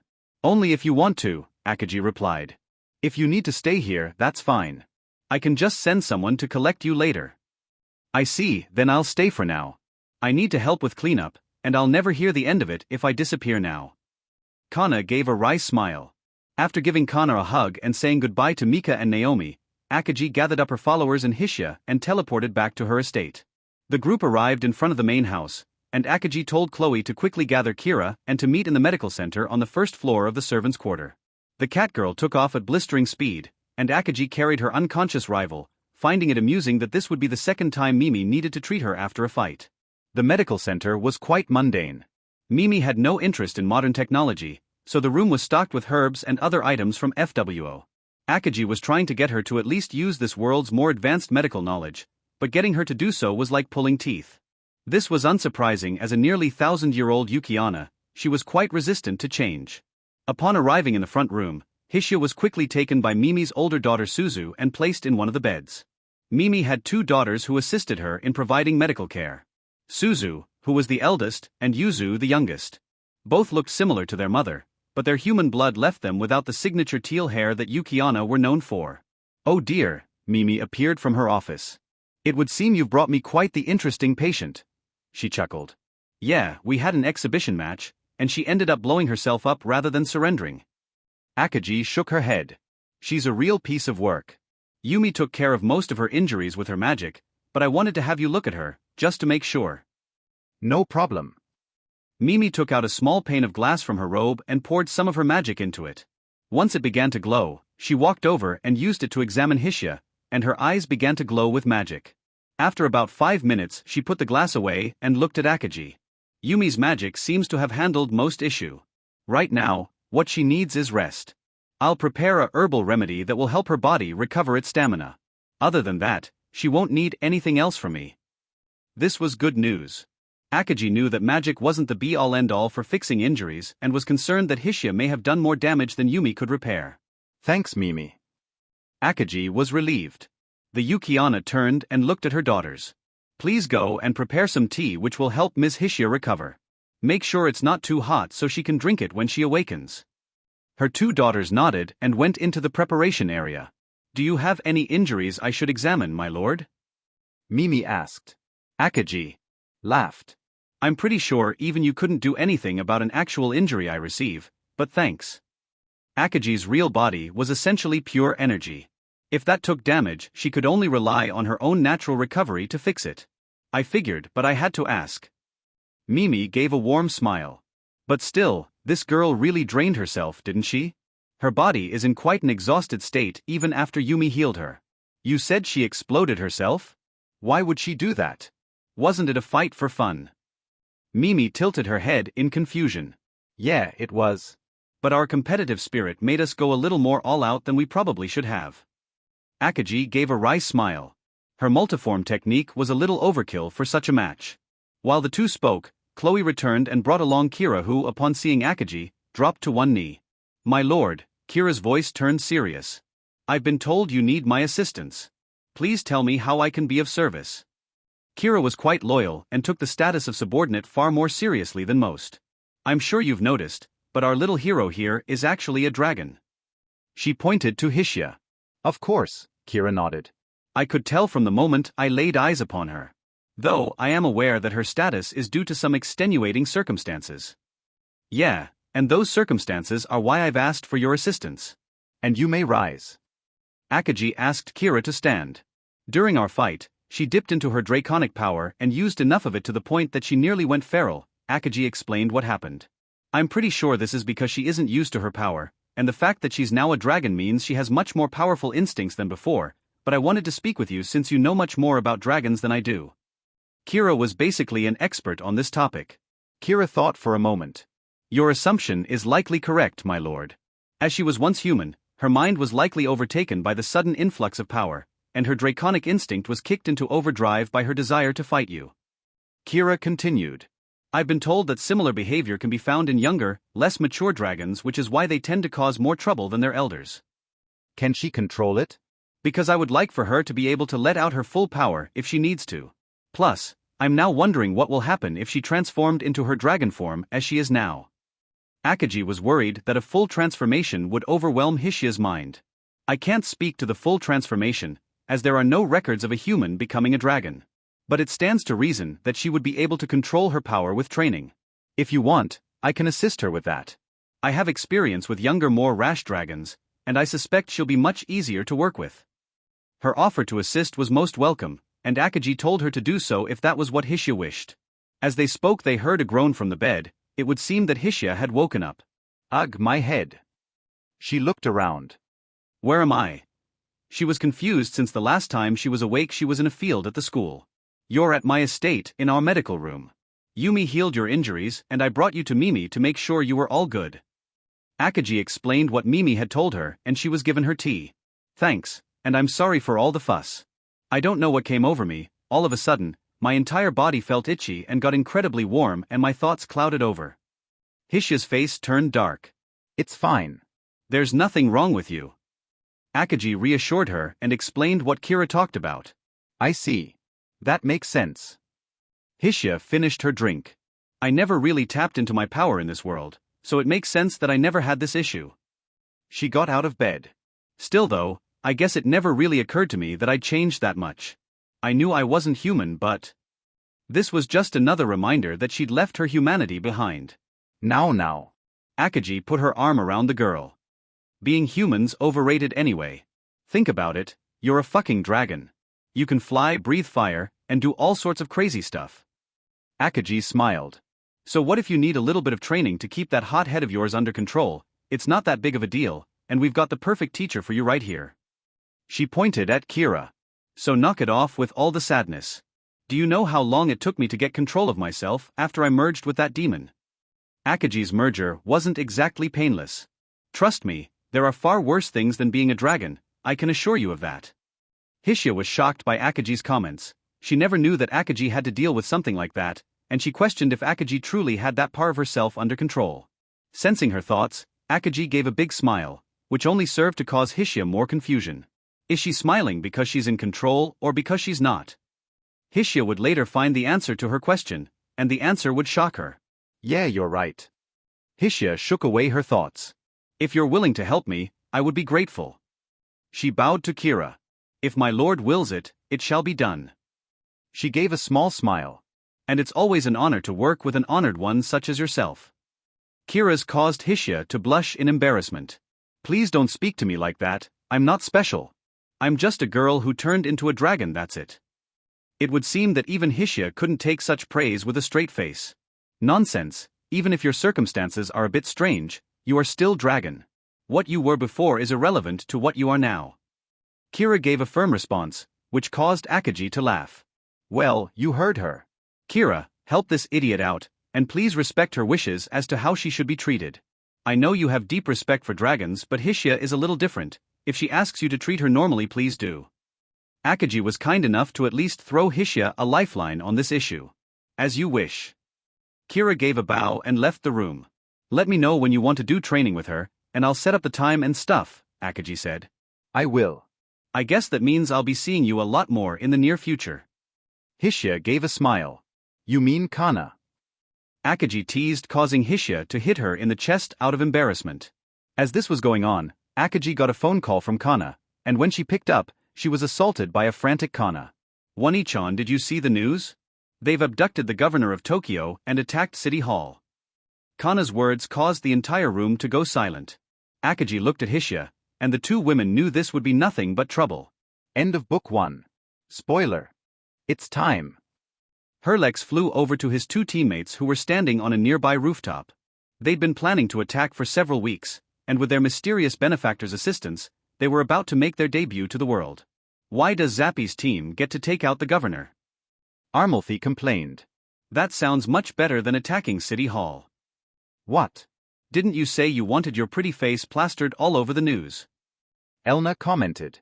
"Our attack on City Hall will be much flashier, and you'll get to battle the cops, so I think that's the better target." Elna's smile turned into a grin as she looked down at the building. It was almost the end of the workday, but the streets and the offices were still bustling with activity. "Enough chit-chat," Herlex interjected. "Armalfi, how about you do the honors and knock on the front door?" Hearing this, the blue-haired boy gave twisted smile. With pleasure. Armalfi smacked his hands together and began channeling energy between them. After a few seconds, he slowly pulled them apart, revealing a flow of electricity arching back and forth between his palms. "All right, let's go." He put his hands above his head, and the electricity formed a large ball above them. "Lightning bomb!" he screamed as he threw the electrical explosive towards the massive front door of City Hall. A split second later, the energy blast struck the front of the building and detonated. The resulting explosion blew a massive hole in the front of the building, blew out windows for several blocks, and even vaporized several pedestrians who were walking on the sidewalk. Seeing the devastation, the three let out a laugh as they descended onto the street below. Their eyes told you what was about to happen. Several people were knocked down within the crumbling interior, and with the smoke and dust kicked up by the blast, it became hard to see. Confusion and panic spread as people began to run for their lives. An older man who was working as an office worker within City Hall opened the door into the smoke-filled hallway. He couldn't see much, but he caught a glimpse of a silhouette walking towards him through the smoke. Is someone there? He called out. What's going on? The silhouette didn't respond as it got closer. The man rubbed his eyes to see if he was imagining things, but once he put his glasses back on, he was greeted by the sight of a boy with angel wings standing in front of him. An angel. Man attempted to say something, but before he could even get one word out, his entire body was impaled by dozens of small white feathers. He fell to the floor and began to bleed out as the boy let out a laugh. Ha, what a joke. You guys die so easily. He shook his head. I have no idea why we were so worried. Herlex walked past the dying man. This is going to be so much fun. He sent his feathers up and down the hallway, killing anyone he came across, and the sounds of terrified screams could be heard throughout the building. This wasn't an attack to send a message, it was an extermination, and they would kill everyone they could. Armalthy entered through the ground floor and was stopped by some of the security guards. They trained their pistols on him and threatened to shoot him if he didn't leave. Go right ahead. He laughed as he continued approaching the two officers. The two men exchanged glances and opened fire, but were shocked when their bullets not only didn't affect him, but ricocheted back and struck them. The two men dropped to the floor, injured but still alive. Seeing this, Armalthy walked over to the two men and used his electrical powers to rip the guns from their hands and pulled them to his. Quite weak, aren't they? He crushed one of them in his hand. I think I'll keep this one, might have some fun with it. He bent down and touched one man with his free hand. Now, let's see if I can manipulate bioelectricity. I wonder what happens if I start messing with it. The blue-haired man gave a sadistic grin as he channeled his power into the officer, causing him to convulse before exploding into a bloody paste. Oh man. He fucking exploded. He looked at the other officer. Wasn't that neat? I knew he would die, but to just pop like a water balloon was beyond my wildest expectations. Now let's see if it happens if I do the same to you. Armalthy continued his experiments as he traveled the lower halls. He was quite the twisted man, and even in-game his sadistic tendencies made other players uncomfortable. But now, freed from oversight, he was completely unrestrained and was enjoying himself to the fullest. Elna headed straight for the central chamber where the counselors were meeting at this time of day. She had a bone to pick with one in particular and was enjoying slaughtering any poor soul unfortunate enough to come across her. Upon reaching the door which led to the main conference chamber, she channeled her energy into a kick and knocked down the doors. The 5 city council members stood around a table and were guarded by several members of security. Halt! Hands in the air. One of them screamed. Elna laughed and decided to oblige. Is this good enough? She asked as she looked over at one of the council members. Hello mother, it's been a while, hasn't it? Elna's mother, Kikuo, was a long-standing member of the Tokyo City Council and was the one that expelled her from her family after she returned from FWO. I have no monster as a daughter. She yelled. Just what the hell do you think you're doing barging in like this? What? Can't I come see my mom at her work? Elna laughed. I even brought a few friends, and we're having a little fun. The blood on her face and clothing was indicative of the kind of fun she was referring to. I knew you were a monster from the moment I saw you lying in that hospital bed. My real daughter would never do something so heinous. Her mother was disgusted by her. Shoot her. She looked at the guards. Take her down, now I'll handle the repercussions, just put that monster down. The officers looked at her and shrugged their shoulders.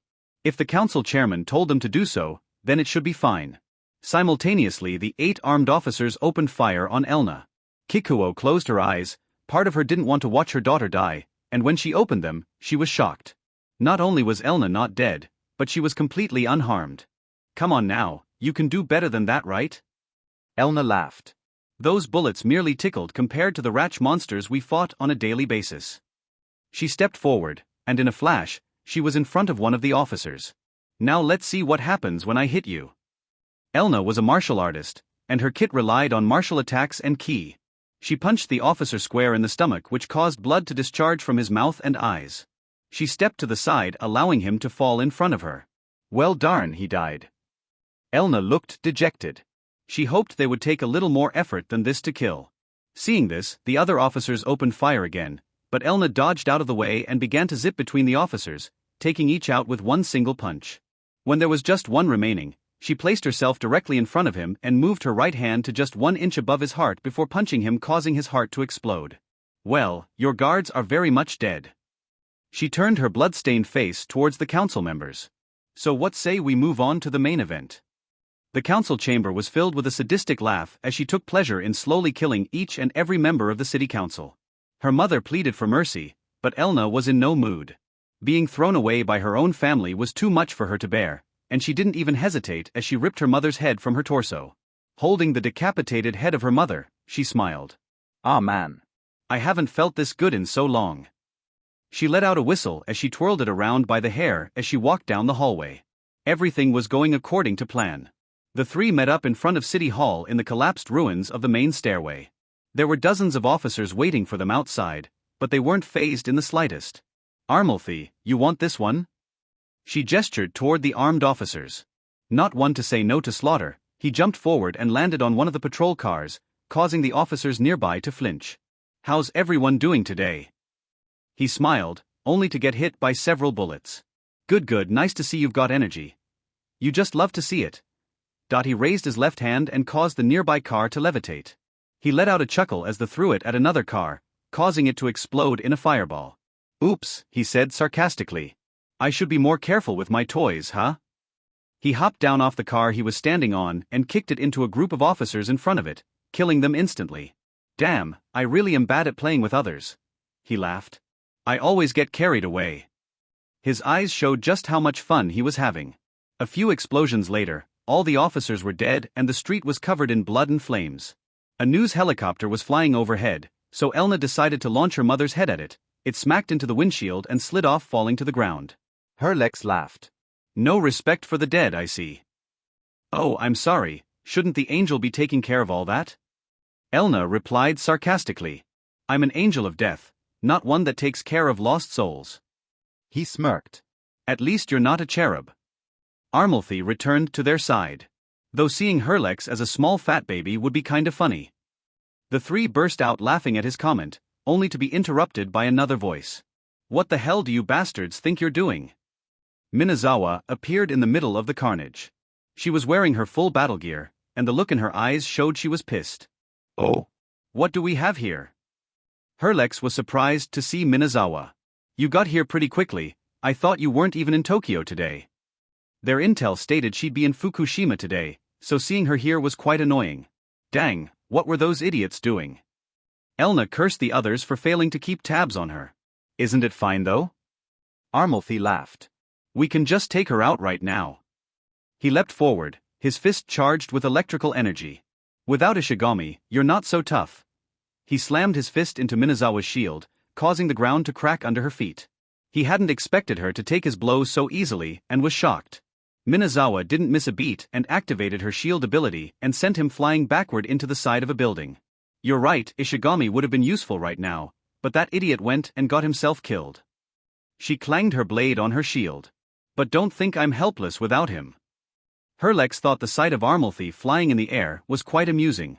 Well, let that be a lesson to you. He chuckled. Fighting Minazawa might be a little bit harder than those cops. He sent a few of his feathers at Minazawa, which she easily deflected.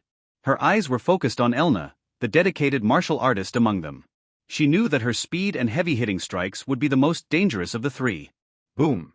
Elna slammed her foot into the ground, causing a large chunk of asphalt to pop up. Let's see how that shield does against this. She kicked it forward towards Minazawa, who sliced it in half.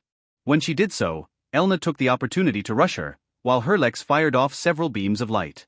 Elna's hit on her shield was much harder than Armalthy. Minazawa held strong, but the blasts from Herlex were quite annoying.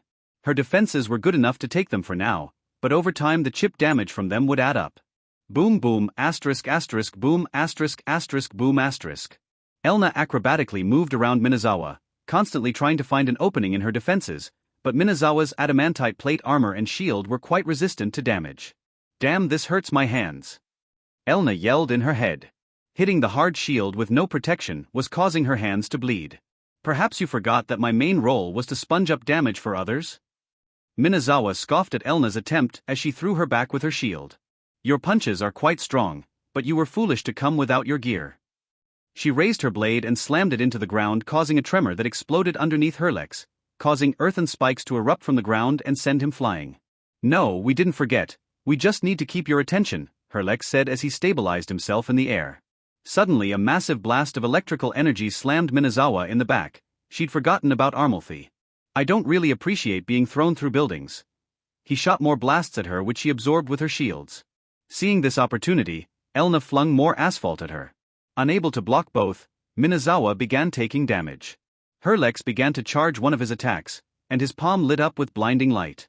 Minazawa knew just what this attack was, and she wasn't happy at the prospect of taking it head-on. Now then, Minazawa, let's see you take my holy spear lance. All that armor won't help when it bypasses it and hits you directly. The light in his hand changed into a long spear, and he held it above his head.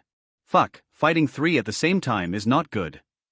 She hadn't taken much damage, but at this rate, she might lose to them in a war of attrition. And if that lance hit her, she might just go down. It's a good thing I'm not alone. As she said this, an energy round slammed into Herlex's right side, causing his attack to dissipate, as he plunged into the ground. Flying was quite an advantage, but it also left him open to range attacks. Shit. Herlex. What the fuck was that? Elna watched as he crashed into the ground. While Armalthy traced back the shot to find the sniper. The shot in question had come from Minazawa's new partner, Mishu, the vampire sniper. She was originally an archer, but their dedicated weapon maker Destructive Imp created a sniper rifle that worked with her abilities. As you can imagine, a magical sniper rifle was quite an upgrade over a bow. Dumbass, you think I'll just let you float up there and charge your attack? The white-haired vampire laughed as she watched Herlex fall through her scope. She had a cigarette in her mouth and was perched at the top of a high-rise on the other end of the city. Her long black trench coat swung in the breeze, and her blue eyes showed her enjoyment at taking Herlex down. The shot she just made would shatter all world records, but it was just another day for her. She pulled the bolt back and loaded another magical round, ready to fire again. Now then, what will you idiots do next? She chuckled. Fuck, I thought Mishu couldn't fire from that far. Elna panicked. I'll go deal with her. Armalthy charged up to run across Tokyo but was stopped by a woozy Herlex. No. Don't go anywhere, if we split up we're fucked. He was damaged from that hit, but not critically, and he staggered to his feet. We did our job, and even if we underestimated these two, everything's still going according to plan. He pointed to the smoke in the sky coming from the direction of the governor's mansion. If these two are here, then they aren't defending the governor, so let's withdraw for now, and deal with them later. We don't have our gear, and I don't want to take more hits from Mishu. His jacket had a nice burned-out hole in it. Armalthy was a battle junkie, but he wasn't stupid. He knew fighting without his equipment would be dangerous, so he agreed, and the three retreated, jumping on the rooftops.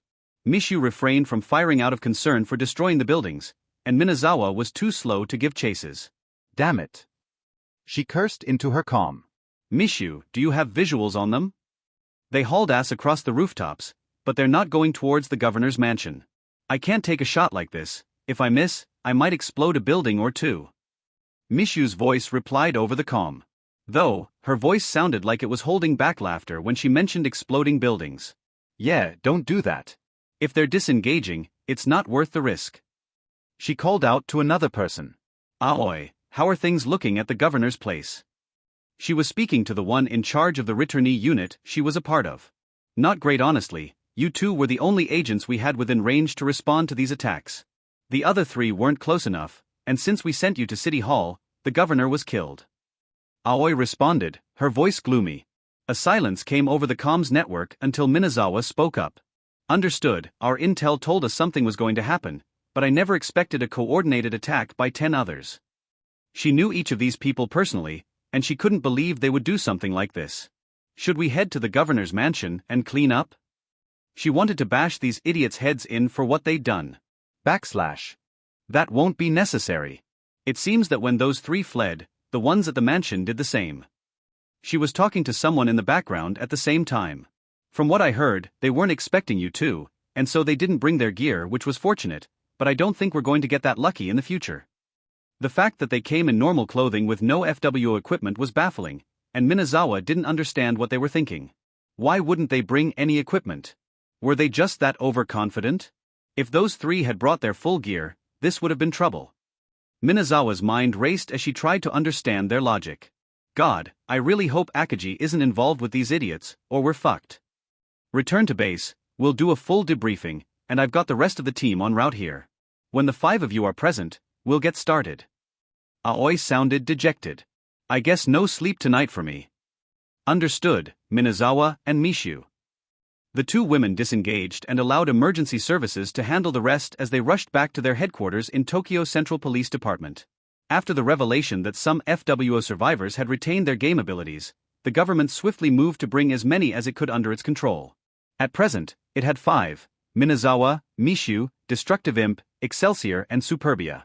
Imp, as she was called, was as expected, an imp. And was primarily a manufacturer and was the single best craftsman in FWO. She also had a very unique way of speaking, and a habit of creating explosions and crazy contraptions.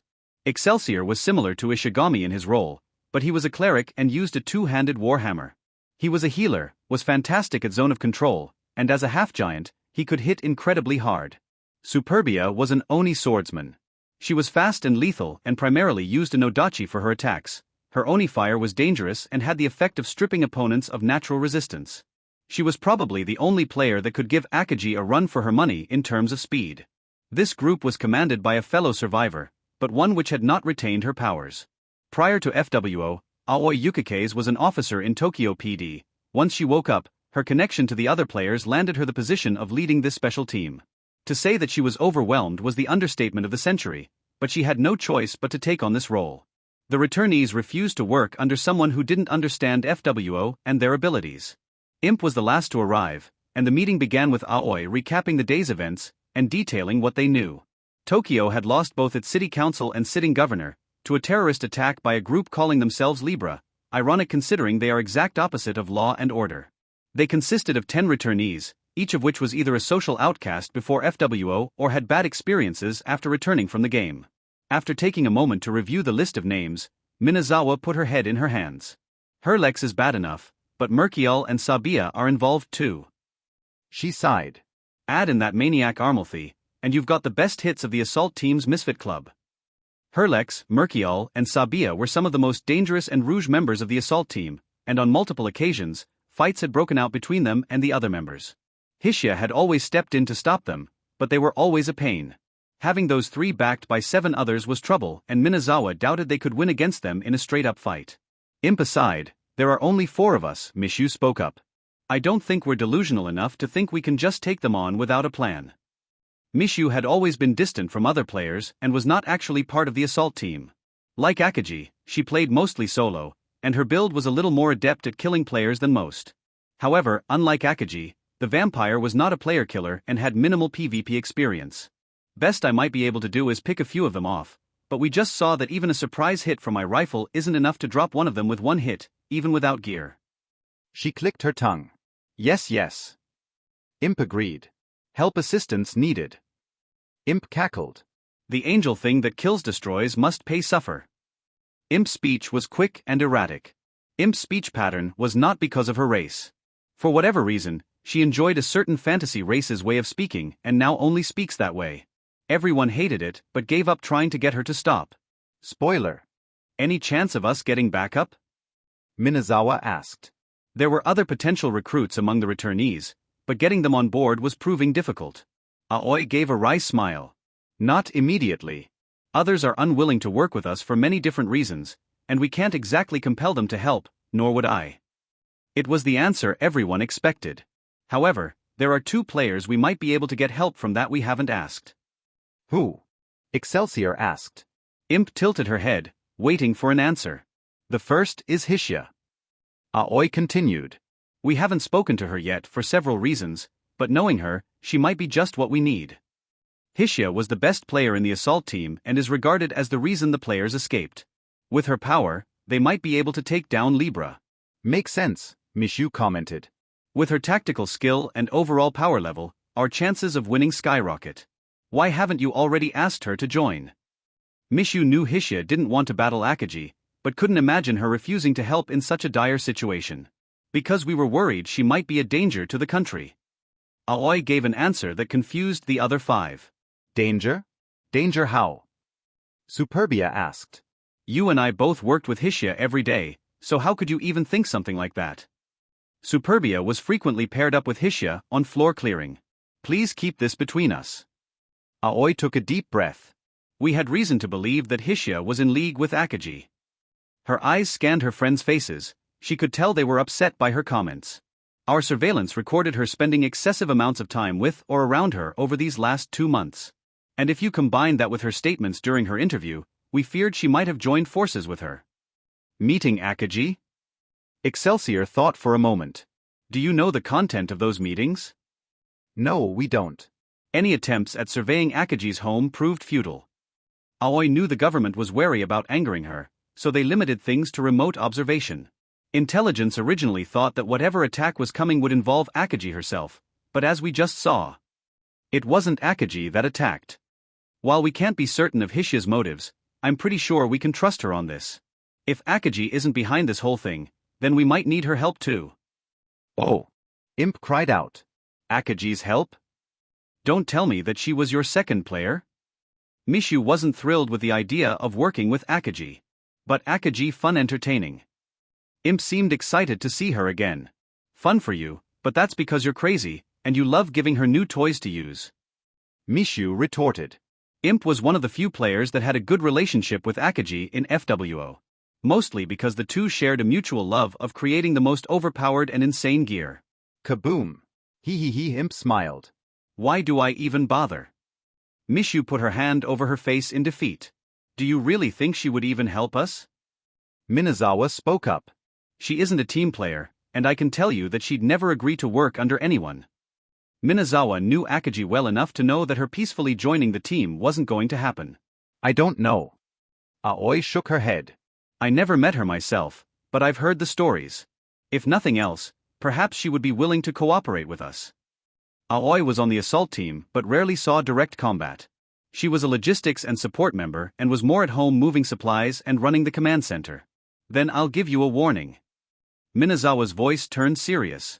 Akagi is not to be underestimated, nor should you do anything to earn her wrath.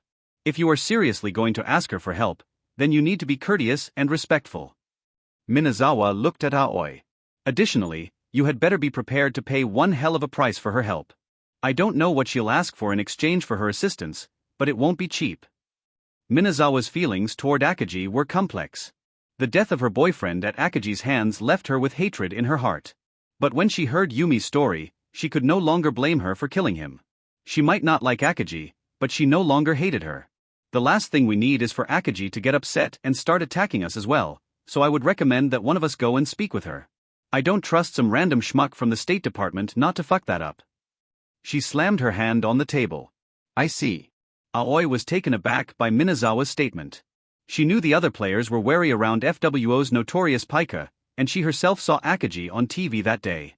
But she had always assumed Akagi was still just another player at the end of the day. The way Minazawa spoke made it seem like they were dealing with a monster rather than a person. Just who or what is Akagi to have these 4 so wary? Aoi. Then, as the leader of this team, I will do it. Aoi decided to bite the bullet and meet Akagi herself. It's the least I can do. I can't fight alongside you, but I can put my other skills to good use. Not exactly thrilled about this. Mishu huffed. Akagi always gave me the creeps, and I'm pretty sure she doesn't like me. Mishu wasn't an assassin like Akagi, but her home was on the dark side of society, so they had plenty of run-ins over the years. I know. Trust me. Asking Akagi for help is the last thing I want to do either. But right now, we can't be picky with who we work with. If we can't stop these idiots, the entire country may well fall. Minazawa gave a sharp glare. They have a 2-to-1 advantage against us in numbers, and I don't think I need to tell you how bad that makes things. She looked at her teammates. They all knew just how unlikely victory would be under such conditions. Seeing no further comments, Minazawa asked Aoi to work on contacting Akagi and offered to speak with Hishia herself. The two got along relatively well, and Minazawa figured she was the best of the group to speak with her. Mishu and Superbia were terrible at conversation, and while Excelsior was charismatic, he didn't get along well with Hishia. As for Imp, well, let's just say her diplomacy skill was negative. Well, that just happened. Akagi looked at the video feed with an expressionless face. Her, Hishia, Yumi, Kana, Naomi, and Mika were standing in the hallway outside of Kana's classroom and were looking at a live feed of the destruction in Tokyo. They'd watched as Herlex and Co. destroyed City Hall and killed hundreds. What the hell are those idiots thinking? Hishia screamed. Her sudden outburst let slip some of her dragon energy. Calm down, Scaly. Akaji bopped her on the head. We don't need you getting worked up and running amok. Ouch. Hishia cried. And don't call me that. But your face is covered in them, so I think it fits. Akaji retorted. Hishia's eyes widened and she touched her cheek, feeling the warm scales on it. When the dash she didn't expect to transform just from being angry. And that's why Kira's help will be useful. You're too emotional with that blood in your body, and you need to rein it in lest it swallows you whole. Akaji gave a warning that seemed like she was talking to herself as much as Hishia. Hishia took a deep breath and calmed down, causing her power to recede and her body to return to normal. Regardless of my issues. That, she pointed to the screen, is still an issue. What are they thinking pulling something like this? Hishia knew every one of the players who participated in this attack and was furious that they did something so terrible. I mean, it makes sense. Akaji looked at her. They have power and they want to use it for their own ends. I'm not much different. Akaji shrugged. But you don't do things like that. Hishia retorted. They attacked the city for no good reason, and they killed those people just because they could. They're no different than Hishia stopped herself as she was about to drop Silver Wolf's name. Mom and Dad are okay, they live on the other end of Tokyo. But I still need to get back there ASAP. She was worried her parents might get caught in the crossfire. Don't tell me you intend to run off after those idiots the second you get back? Akaji chastised the dragon.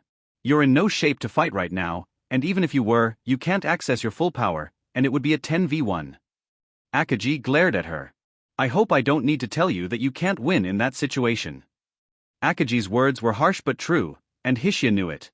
She might have been powerful, but fighting all 10 of them at once was suicide. No, I don't intend to fight them right now. Hishia shook her head. I just want to get back home and make sure they're okay. Are you going to fight them? Akaji asked. Because if you do, I hope you realize it's going to be an uphill battle, and your parents will be dragged into that conflict. Akaji knew Armalthi's personality, and taking hostages would be right up his alley. It's what she would do in his shoes. Will you fight them? Hishia asked a question the other girls wanted an answer to. Why would I? Akaji was dumbfounded by the question. If they don't involve me, I don't care if they flatten Tokyo into a parking lot. But One-chan, they're going to kill so many people. You could stop them, couldn't you? Kana pleaded for her sister to help. Could I? Yes. But will I? She looked at Hishia. What do you have to trade? You realize that you would effectively be contracting me for 10 assassinations of high-level players. That would be quite an expensive price. Hishia didn't have an answer. If it's money you want, Akaji stopped her mid-sentence. I have no use for more money. I want things that money can't buy me. Akaji's eyes turned serious. So, I'll ask again, what do you have to trade me for the lives of 10 high-level players? Hishia had no response. The last thing she wanted was to have some form of debt to Akaji, and the only thing she could offer that would satisfy the demon was herself, and that was not something she would give up lightly. If you have nothing to offer, then we have no deal. Akaji scoffed. I don't work for free. If those idiots decide to make a move against me, then I'll get involved. But until then, I don't care what they do with their powers. Akaji shrugged. If you want to go team up with Minazawa and that sniper, then be my guest. Hishia could only nod in response. She knew that no matter how good of a relationship she had with Akaji, she would never move for her out of the kindness of her heart. Kana and her followers were the only exceptions to this rule, and Hishia didn't want to give up her newly found freedom. If you want to go back to Tokyo. She looked at Yumi. Are you comfortable taking her? She knew their relationship improved, but was still reluctant to ask Yumi to do this. Yes, Yumi smiled. I've spoken at length with Hishia, and while I wouldn't say we're friends, I don't have a problem transporting her back to her home. Okay, then can you do that? Akaji asked her.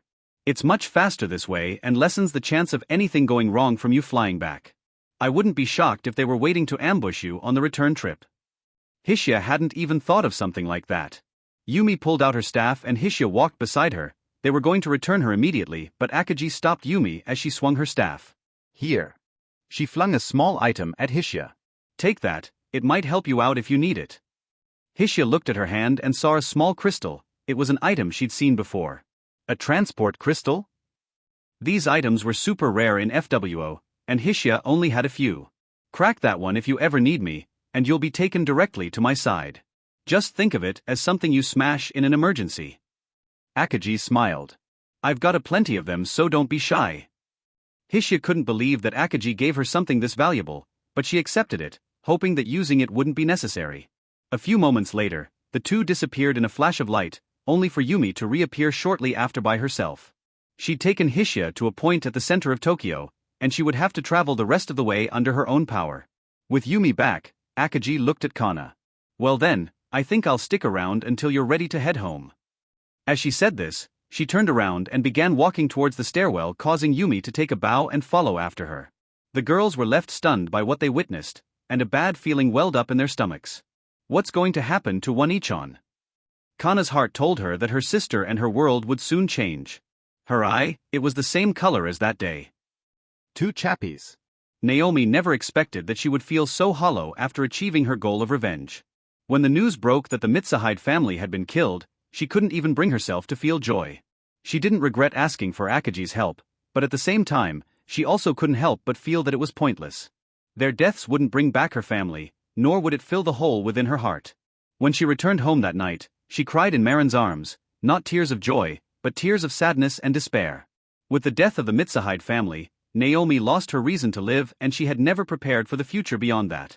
Ending her own life was one option, but she quickly dismissed that, believing that doing would not only hurt those she cared about but would also rob her of the chance to pay back Akagi's kindness. In the intervening weeks, Naomi operated on a kind of autopilot. Her staff treated her like normal, but she felt like her mind was slipping. Even her friend Marin was unable to pull her out of this rut. Night after night, she was plagued by nightmares, forced to relive the death of her family.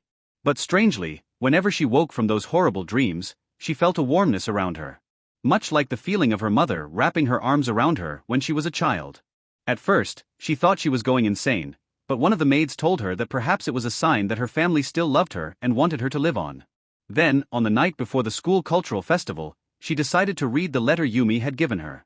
At first, she wanted to discard it, but one of her maids told her to give it some time and make that decision when her mind was clearer.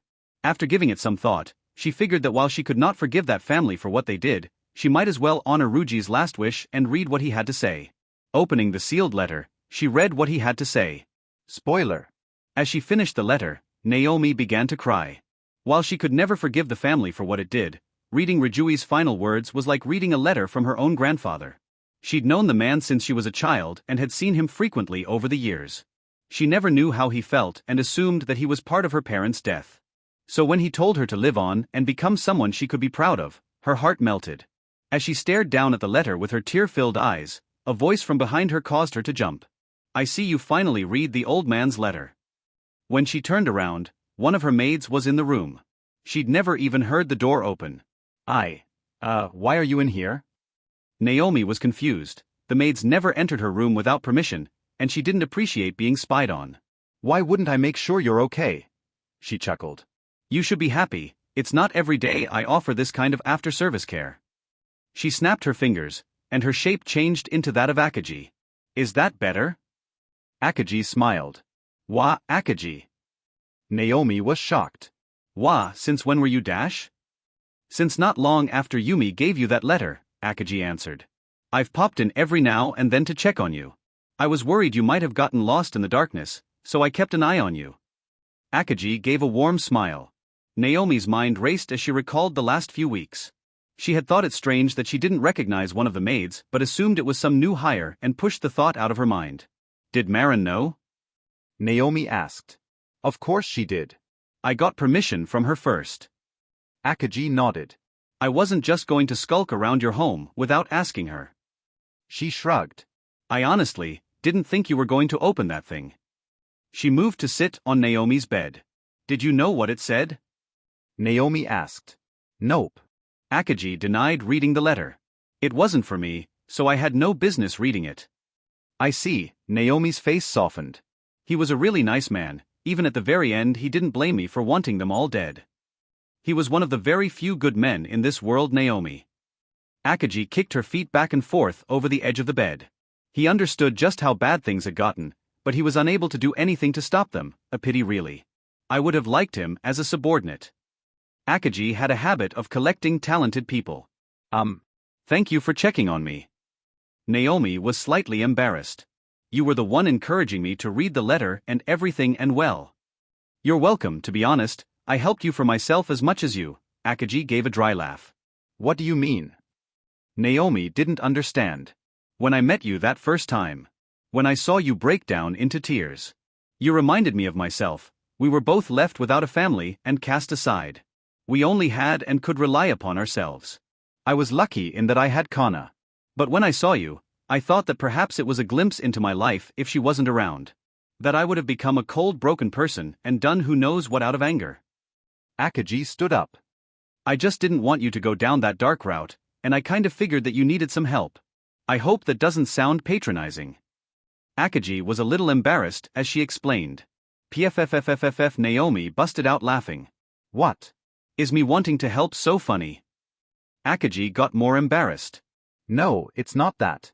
It's just I never expected you to care like that. I figured that Yumi and Kana were special exceptions, but it's nice to see your heart is not made of stone. Naomi couldn't stop laughing. I'm not heartless. Akaji sighed. It's just that I'm picky about who I show kindness to is all. I see, so was that warm feeling I got when I woke up from those nightmares you too? Naomi asked. Because it was really nice. I can neither confirm nor deny anything. Akaji gave a cheeky smile. Thank you, really, for everything. Naomi bowed. I guess now I need to figure out what to do in the future. Well, for starters, I think you should pull out of the underworld dealings, Akaji commented. I can handle that stuff on my own now. So you should try and live as normal of a life as possible. There's no need for you to be involved with such things anymore. Akaji wanted to steer her away from the path she'd been on. You're probably right. Naomi agreed. But I still want to repay what you did for me. She walked closer to Akaji and gave her a hug, which Akaji returned. It really is like when my mom would hug me as a child. Naomi giggled. I still say I'm a little too young to be your mom. Akaji chuckled. Though you wouldn't be the first person to call me that. Akaji sighed internally as she thought of a certain little girl. But I don't mind being there for you if you need a kid. We all need someone to rely on. Nobody can truly be alone forever. She thought back to all the time she spent with Yumi and the others. She might have put out a loner facade, but she was never truly alone. And you don't need to worry about repaying me. I mean, what else are moms for? Akaji said sarcastically, which caused Naomi to giggle more. Well then, Mom. Naomi looked at her. Can I ask you to stay with me until I fall asleep tonight? I think the nightmares are over, but I would feel better with you here. Akaji thought her request was amusing but decided to honor it. Sure, kid. She smiled. When you fall asleep tonight, I'll be right here. That night, Naomi slept better than she had in years.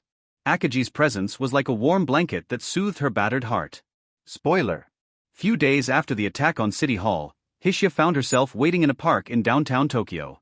She'd received a message from Minazawa, who wanted to talk with her, and so they chose this as a neutral meeting point. The two women had gotten along well enough in FWO, so Hishia was happy to meet with her, though she knew this wasn't just a social call. Just after noon, she caught sight of the purple-haired Minazawa entering the park, and she headed over to meet her. The two stood several yards apart. Hishia might have gotten along with Minazawa, but her instincts told her to be wary. I think Akaji's paranoia is rubbing off on me. She sighed internally. It's been a minute, hasn't it, Mina? Hishia kicked a rock. Yeah, it's good to see you again. Should I call you Hishia or Nina? Minazawa didn't like being called Purple Rose, so she figured she would check what she should call her. Hishia is fine. I'm not really Nina anymore now, am I? Hishia gave a wry smile. The cultural festival hammered home the loss of her humanity. Then Hishia, I think we should talk elsewhere. It's a little bit chilly out here, and I know a great cafe that has some amazing sweets. Minazawa smiled. Lead the way. Hishia gestured to her. The two walked a few blocks up the main road before coming to a place called Cafe Barkle. Minazawa explained that it was run by another survivor named Asahi Yoikawa. Wait, you mean to tell me that Barry was a guy this whole time? Hishia was shocked when she was told that the dryad woman she'd known in FWO was actually an adult man. Yeah, I was shocked when I found out too. But it's not uncommon for people to play characters of the opposite sex in VR, is it? Minazawa knew a few people that did that for various reasons. It's not like he was expecting to get trapped in the game and stuck as a woman for nearly 4 years, but he took it in stride. She shrugged. Now that you mention it, she did purposefully avoid being around us when we were in girls-only spaces. Hishia always assumed that she was into other women and was just shy. Yeah, he was too afraid to tell anyone the truth after so long, and he didn't want to use the confusion to his advantage. Minazawa laughed. Gotta give him credit, he could have gotten away with a lot if he wanted to. Let's just say the players got stressed from time to time, and the game provided plenty of ways to relieve that stress. The two chatted a bit more as they entered the cafe. Behind the counter was a man in his mid to late 30s. Hey Asahi, Minazawa greeted him. Ever since she joined the government's returnee team, she'd been coming here quite frequently since it was so close to the base. Good afternoon. He smiled back. I see you brought a guest. He gave a wry smile. Hey there Barry, Hishia emphasized the name Barry when she spoke, causing the man to flinch. I hope you're not mad about that. His shoulders slumped. I really wasn't trying to do anything bad when I made that character. Seeing his dejected state, Hishia let out a howl of laughter. No, it's fine. I don't really mind. I feel bad for you, being stuck in a different body for all that time. And having no one to confide in must have been pretty bad. Her own bodily transformation had affected her, so she could sympathize with him. Yeah, honestly, never thought I would be glad not to have gotten superpowers. Barry was nice, but I don't think I would want to be stuck like that forever. He laughed. The three stood around the counter. Speaking of changes. He looked at Hishia. I've heard tale that you're a full-on dragon now. I even saw that fight with Akaji from the other day. That shit was crazy. Since when could you two do stuff like that? Hishia blushed slightly. Not everything for Akaji, and I transferred into the real world on a 1:1 basis. She didn't really want to go into detail. We can see that. Minazawa pulled up a screenshot of the destroyed field before Yumi fixed it. I knew you could do some crazy powerful moves in-game, but I see you've somehow gotten in more powerful. She sighed. And what does that say about Akaji if she beat Hishia without breaking a sweat?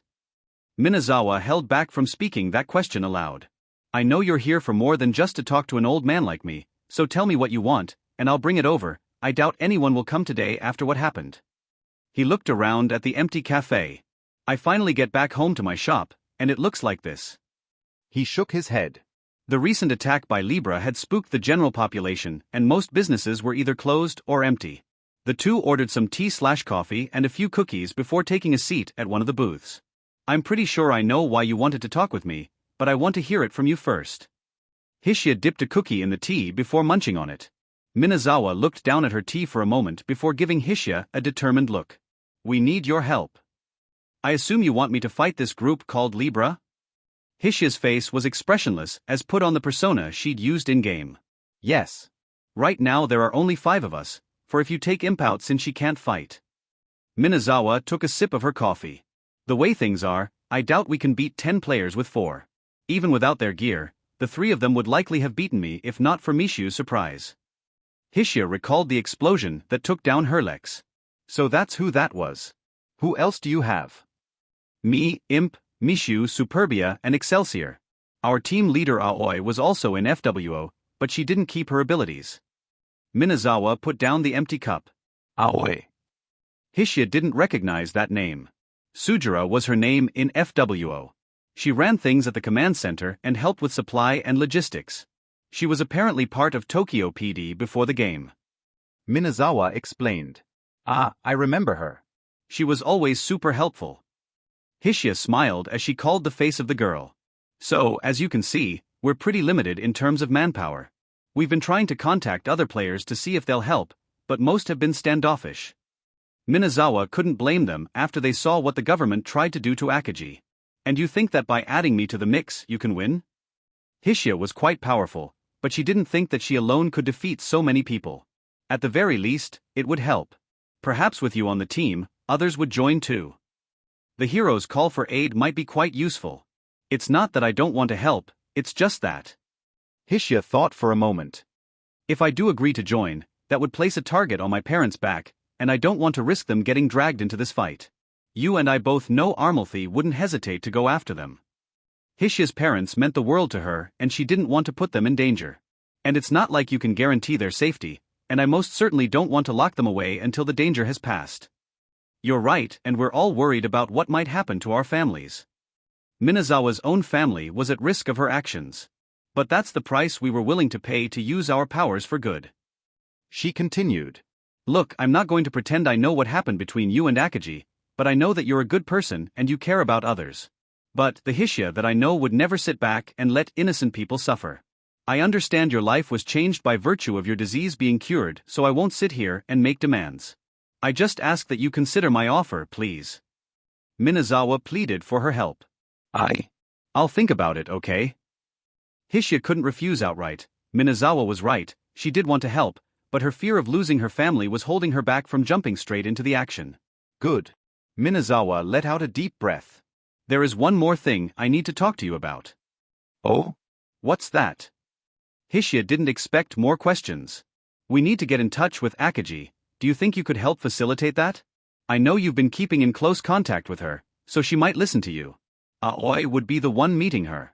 I just want you to bring the idea of that meeting to Akaji's attention. I suspect that Akaji will deal with everything else on her own. Minazawa knew Akaji's subordinates were quite good at relaying information or getting into places they shouldn't be able to, so if Akaji wanted to meet with Aoi, they would know. Hishia was a little reluctant to work as the middleman between the government and Akaji. I don't know, Akaji and I agreed to stay out of each other's way. The last thing I need is for her to think I'm working with the government. She told me she didn't care if I did, but Hishia still didn't want to do anything that could upset her. All you need to do is say that while you met with me, I asked about a meeting between you and Aoi, that's all. Minazawa tried to convince her. Fine. Hishia relented. I'll tell her that Aoi wants to meet, but I don't guarantee anything. Akaji might tell you all to take a hike after what happened. She couldn't tell how much resentment Akaji had for the kidnapping of her sister, but she couldn't imagine her just forgiving and forgetting. That's fine. Minazawa nodded. By the way, she continued. You don't have to answer this if you don't want to, but what's up with you and Akaji? Why are you so afraid of her? You were never like this before. It was a question Minazawa wanted to ask ever since she saw that interview. I know she's strong, but what you said during the interview didn't really make sense to me, and I know a lot of people had questions. I've met Akaji many times over the years. She can be unsettling at times, but the way you spoke about her really didn't jive with what I've seen. Minazawa didn't really understand Hishia's whole monster in the guise of human explanation. Hishia let out a dry laugh. Minazawa, let me tell you this. That night before Hassan, I was given a glimpse of the monster that lies within her. You mean that shadow? Minazawa saw it on the news but didn't think it was anything special. They'd seen that ability in game, and while creepy it was nothing more than an ability. No. Hishia shook her head rapidly. Listen, I have no clue what Akaji is, but she's not human, Mina. Minazawa still didn't understand. There were plenty of non-human returnees, herself included. I still don't understand. She was never human, Minazawa. Even before FWO. Hishia's body twitched as she said this.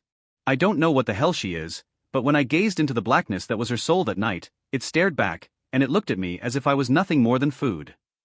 Hishia's face paled slightly upon remembering that night. I don't know if Akaji is aware of this fact, but I have a feeling she might be. She is anything but another player, and you would be foolish to lump her in with us. Minazawa had no idea what to say or how to take Hishia's words. The thought that Akaji was something other than a human before FWO flew in the face of all logic. This world didn't have demons, monsters, or other race. A fact that Mizumi had confirmed earlier, so if she wasn't human, just what was Akaji? And how did something like this happen? These questions and more raced through her mind as the two women sat silently at the table. How? How is something like that even possible? Minazawa thought to herself. Spoiler. A few weeks later. Superbia was sent to Osaka on her own ahead of Mishu, who was busy dealing with an attack in Fukuoka. The rapid response team had gotten some intel that stated that Osaka University was likely the next target for a Libra attack, and Superbia didn't want to take any chances with the lives of the students. Standing atop one of the many skyscrapers, she scanned the city hoping to find any signs of the attacker before they managed to strike. Where the hell are you? Superbia was looking through binoculars. She was originally from Osaka, so she knew the city like the back of her hand. Her position allowed her to see the school and all the main entryways, but she couldn't be everywhere at once. I'm not going to let you bastards destroy my city. Never thought I would see the day you played superhero Superbia. A voice called out to her from behind. Startled, Superbia drew her blade and spun around, stopping only inches from Akaji's throat. Akaji? Superbia hadn't expected to see her here. What do you think you're doing sneaking up on me? She wasn't exactly pleased that Akaji could get so close without her knowing. What? Osaka is in my neighborhood. Akaji shrugged. I live near Kyoto, so is it really that strange to see me here? I suppose not. She retracted her blade and sheathed it. I don't have time for you right now. I'm in the middle of an important mission. Superbia turned back around and continued to watch the school. Yeah, a little birdie told me that Amalfi is planning on attacking Osaka University. How could you possibly know that? Superbia exclaimed. We only just got that intel, and we only knew the location, not who it was going to be. What can I say? My people are pretty good. Akaji laughed. Are you going to be enough to handle this? Akaji asked. Amalfi is no joke, and while you're pretty good, I suspect he might be a bit much for just you. Amalfi was far more than just a psychopathic killer. He was powerful, smart, and skilled. His powers as an electromancer were excellent, and he was one of the few players to focus on and master one single magical element, to devastating effects. While Superbia was quite fast and powerful with her Oni powers, Akaji figured that she would lose in a battle of raw firepower, especially if she had to divert her focus between Amalfi and saving people. I think you underestimate me, Akaji. Superbia scoffed at her statement. I'm no pushover, and while Amalfi might be strong, I just need to deal with him before he gets off any big attacks. True, but let me give you a word of advice, Akaji said. This isn't FWO. The abilities and powers we have are no longer bound by the game and its constraints. Don't assume that you can use an ability the way you always did, or that he can't use his own in some unique way. Akaji shared some of her knowledge with Superbia. I'll keep that in mind. She continued to scan for Amalfi, until... boom! Suddenly a large explosion came from the Osaka campus. Shit! Superbia put down the binoculars and rocketed forward, hoping to catch her target before he could do any significant damage. Akaji was left on the rooftop alone. I wasn't planning on staying in Osaka for very long, but perhaps I'll watch these two fight. She chuckled. Might make for some decent entertainment. She took a seat on the edge of the roof and looked off into the distance, ready to watch the two players clash. Ahahahaha. Amalfi laughed as he electrocuted the students that were sitting in the courtyard of the school. Come on now, at least make this interesting. He used his powers to pick up a metal bench and used it as a blunt force instrument to squish people. Bang bang asterisk asterisk bang asterisk asterisk bang asterisk. It's like smashing cockroaches. Ahahahaha. He was thoroughly enjoying himself while people screamed in all directions. Amalfi. Superbia screamed as she crashed her blade into him, which he blocked with an energy shield. Oh look, it's our little Oni. How's it going, princess? He chuckled at his little joke. Don't even talk to me, you disgusting fuck. Superbia charged in again with a flurry of blows, only to have them deflected by his energy-enhanced gloves. Nice to see you too. After shrugging off her hits, he sent a punch back, stopping her next swing in its tracks, causing a shockwave to erupt around them. Not wanting to be caught in a stalemate, Superbia hopped backward, putting a bit of distance between them. Running away? Amalfi laughed and sent an electric blast toward her, which she sliced in half. Not on your life. She swung her blade, causing a kanji that read flower to appear in front of her. This ability boosted her stats temporarily and caused her body and blade to be surrounded by pink Oni fire. Once complete, she swung her blade, causing a blast of pink fire to fly toward him. He responded in kind, and a battle of blasts occurred. For nearly a full minute they exchanged blows, each not wanting to end the attack first, lest they give their opponent the opening to attack.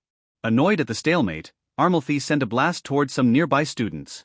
What are they still doing here?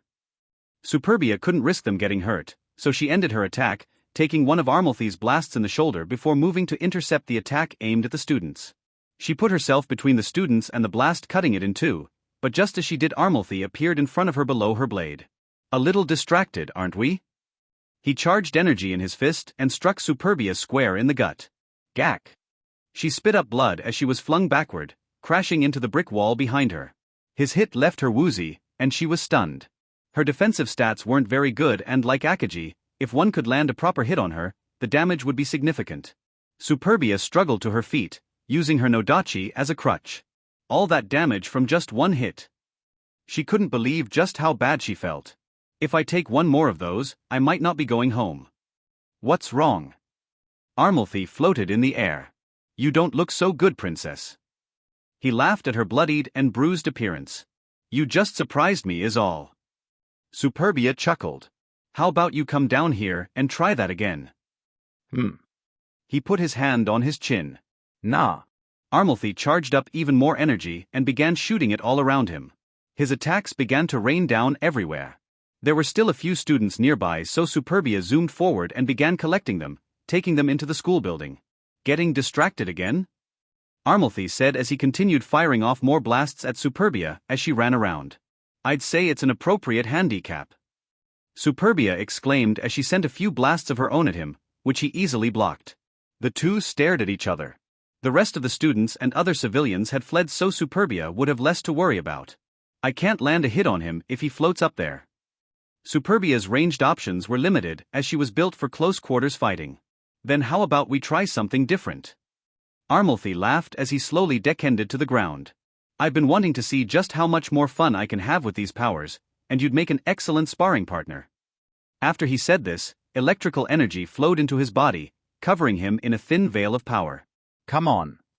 He gestured for her to approach. What's he up to? Superbia was confused. Armalthy shouldn't want to engage in close combat like this. She wanted to think about it more, but decided to just go for it. As you wish. Superbia leapt forward, closing the gap in an instant. As she swung her blade down onto Armalthy, he deflected it. What? She was confused, but decided to strike again with the same results. Nice. Armalthy smiled as she parried her flurry of blows.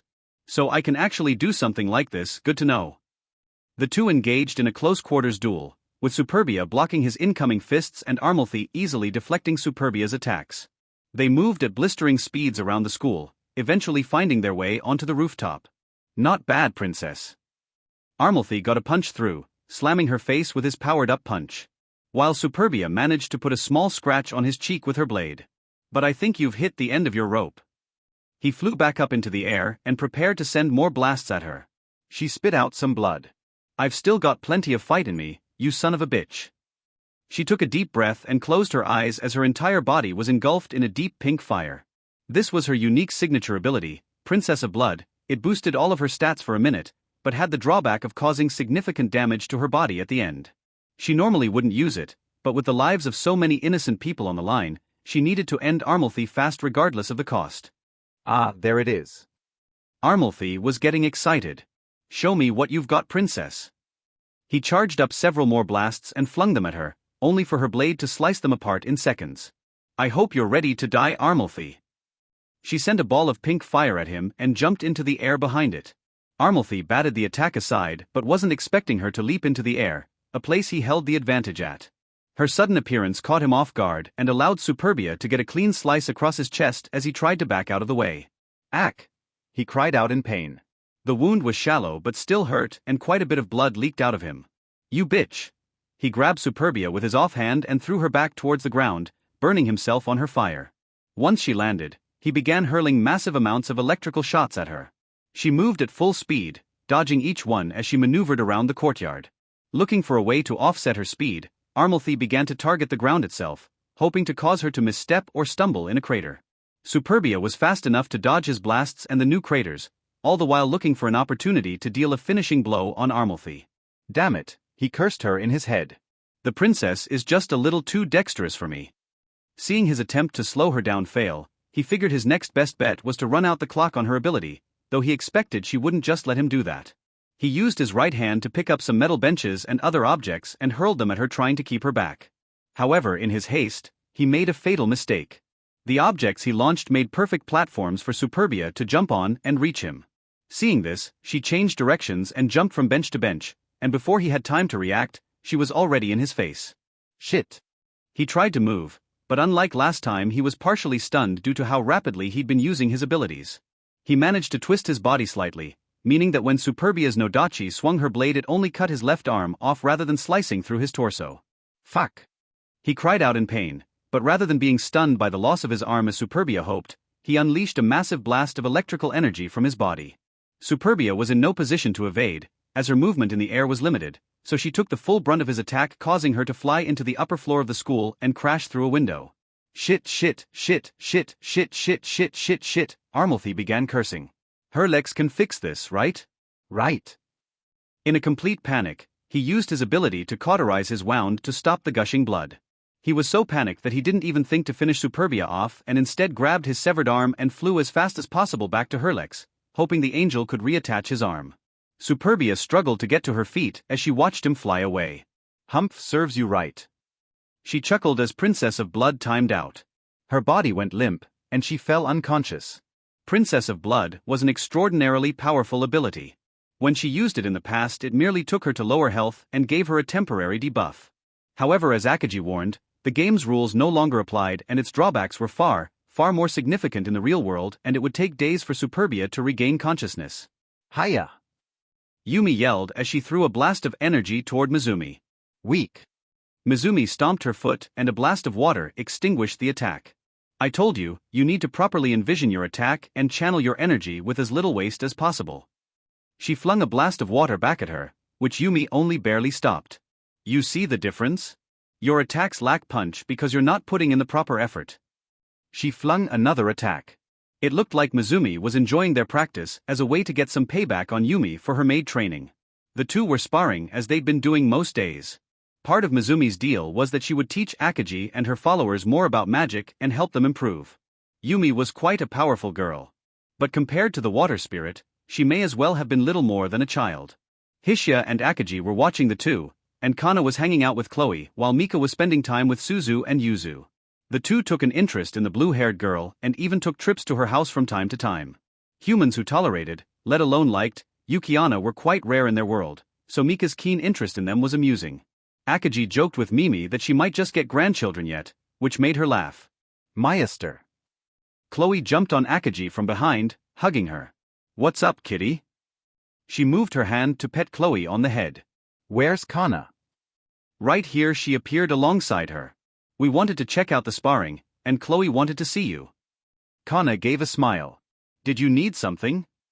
Akaji asked as she scratched Chloe's chin. Fight me, Chloe said as she purred. You want to spar? Akaji didn't expect this. Yeah, it's been so long since I've had a good fight. And it's been even longer since the two of us fought. Chloe moved in front of her. The cat's eyes glistened in the sun. She was ready to hunt. You're right. It has. But are you sure? Akaji asked. I'm not the best sparring partner for you. She had beaten Chloe many times, and her overall power level could one-shot the cat easily. She nodded. I want to test myself, and you're the only person I can go all out on. Seeing the determination in her eyes and not wanting to disappoint her, Akaji obliged, and the two headed towards the sparring grounds once Mizumi and Yumi were finished. Should be interesting. Hishia stretched as she stood up. I fought Chloe once before. She's quite the nimble catkin. Naturally, Hishia won, but it was a much more annoying fight than it should have been. Have you fought all of One-ichan's friends? Kana asked as she watched the battle between Chloe and her sister. Hishia took a moment to think. I've fought most of the combat ones, I think. Hishia liked to spar with Akaji's followers to test her strategies and abilities. The only one I've never fought is Kira, but that will change soon. She was going to begin training with her soon to control her power. The Dragon Lady? She looks pretty tough. Kira was Akaji's strongest follower and was only deployed on critical missions, so she was rarely off-site. Oh, she is, without a doubt. Hishia continued. If I'm not mistaken, she was actually a quest boss. I have no clue how Akaji turned her into a follower, but I've heard she's good enough to give even high-level players some trouble. Minazawa faced her once before, and while she did win, the battle was closer than one would have expected. Can she turn into a dragon, like you? Kana was curious about Kira's power. No. Hishia shook her head. She's a half-dragon, so only one of her parents was one. She's got a lot of power and can bring out wings and breathe fire, but a full transformation isn't possible. Boom bang asterisk. The fight between Akaji and Chloe intensified. The two were only using their bare hands and exchanging blows directly. Apparently, Chloe had been improving her martial arts skills as her entire body shone with a red outline. Impressive, Hishia praised the cat. She's managed to obtain a skill from the monk class even though she's not a player. Player skills could be used by NPCs, but they were usually locked to specific classes and abilities. Chloe was a rouge and shouldn't be able to use a monk's reflex improvement skill. The effect was in the name. It improved the user's reaction time and made dodging hits easier. Once she activated that, she began to evade Akaji's punches and even made a few quick strikes in return. I guess that means the game limits no longer apply? Or was that something Mizumi did? Hishia wanted to know but couldn't bring herself to talk to the spirit. She still resented her. Oh, think you're a badass because you got a few hits in on me? Akaji yelled out to Chloe, who was smiling all proud of herself. Naya! Was her only response as she leaped towards her master, but Akaji wasn't having any of this and increased her speed, tackling then pinning the cat. Those two are like kids, I swear.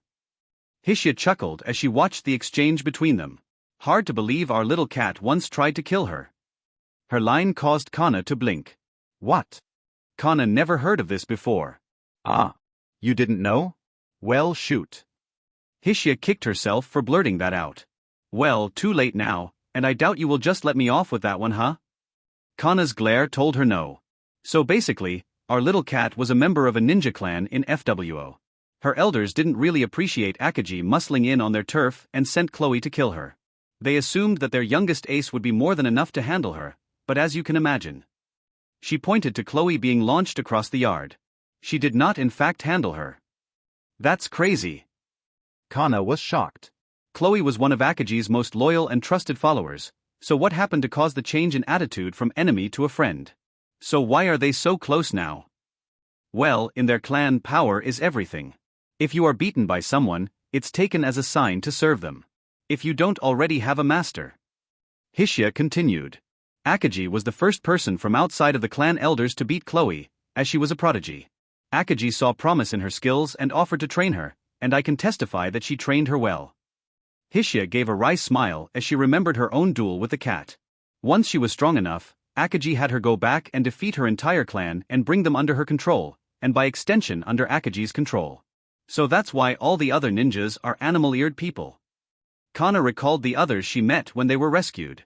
Yep, the entire clan is beastkin, and they are quite dangerous. Hishia nodded. I believe Akaji has them mostly do infiltration and subterfuge operations, so it was surprising to see them assault a military base like that. I guess that would also explain her relationship with One-Ichan, they seem super close. Kana thought back to the ear scratching. I'm not entirely sure on that one. Hishia shrugged. I mean, beastkin do value strength in a partner, but I'm pretty sure they didn't have some trophy if you defeat me, I become your wife/husband thing. Hishia chuckled at that thought. If anything, I'd bet money that Akaji ends up with our little priestess. Kana laughed when she heard this. She couldn't be sure what would happen in the future, but she knew Yumi was important to her sister. Oh, are you talking about love? Mika yelled from behind, her arms each linked with one of the Yukiana sisters. Hey Mika, ah. She looked at the two girls wrapped around her friend. They just kinda did this, so I rolled with it. Mika gave an embarrassed smile. Their smiles tell me it's way more than just a prank. Kana x Hishia. We were talking about One-Ichan's relationship with Chloe, and Hishia joked that if anyone married One-Ichan it would be Yumi. Kana tried to ignore the two Yukiana who were snickering at her. Oh really? Mika looked surprised. I figured if anything it would be you. Her declaration caused Kana and Hishia to fall over. What does that mean? Kana couldn't believe her friend's statement. One-Ichan is my One-Ichan. You don't cross that line, Mika. Kana may have had a slight sister complex, but it didn't go that far. Yeah, please don't joke about something like that. Hishia chastised her, with a flushed face. Ahahahahahaha. Mika bust out laughing. I know, I'm only teasing you. She continued. Besides, I know our little dragon here has already stolen your heart, Kana. She gave a cheeky grin, and her statement caused both Kana's and Hishia's faces to turn bright red. Ah, they're embarrassed. Suzu. It's cute. Yuzu. Please don't say anything. We still haven't exactly figured things out between us yet.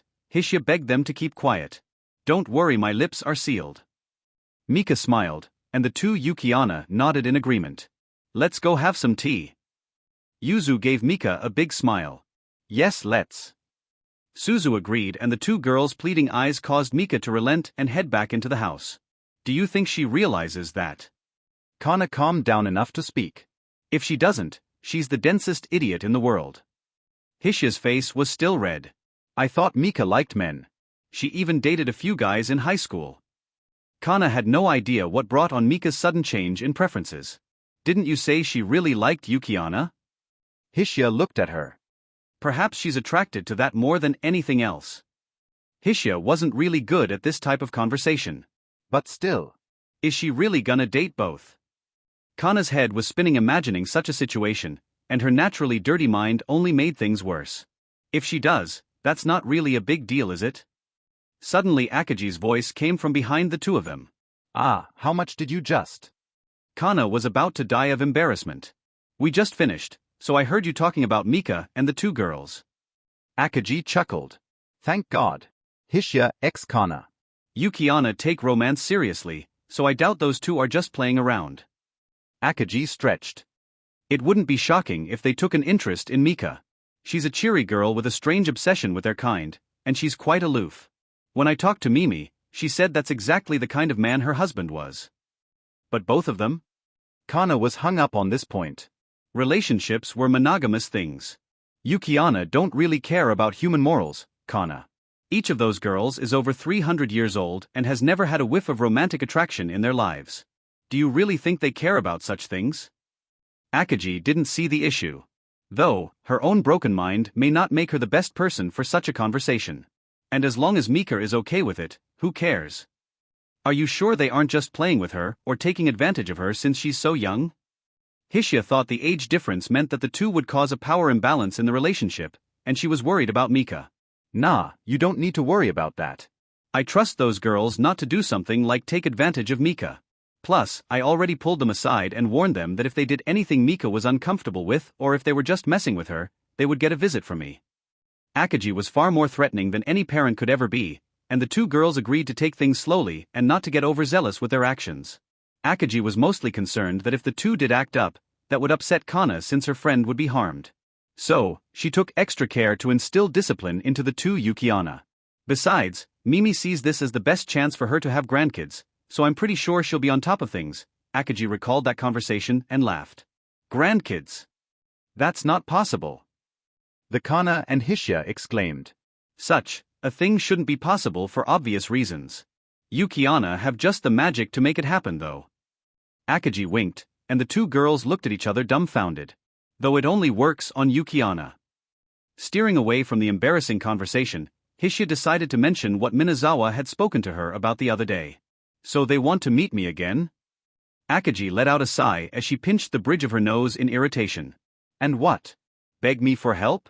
After their shenanigans, they have the gall to ask me to bail them out of this situation.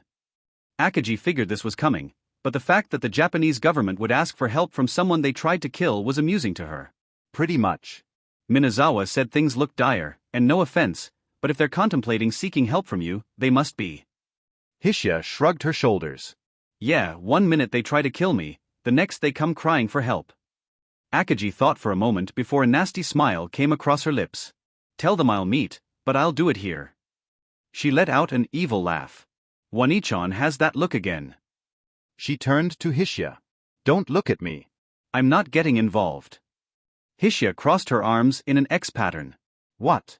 I just thought I would entertain my guests a bit, that's all. She pleaded innocence, but neither girl bought it. Just don't go overboard, please. Kana ex Hishia. You don't have to worry about anything, I promise. Her eyes told the girls that they should be very worried. Hello. Suddenly a voice disrupted their conversation. A little help, please.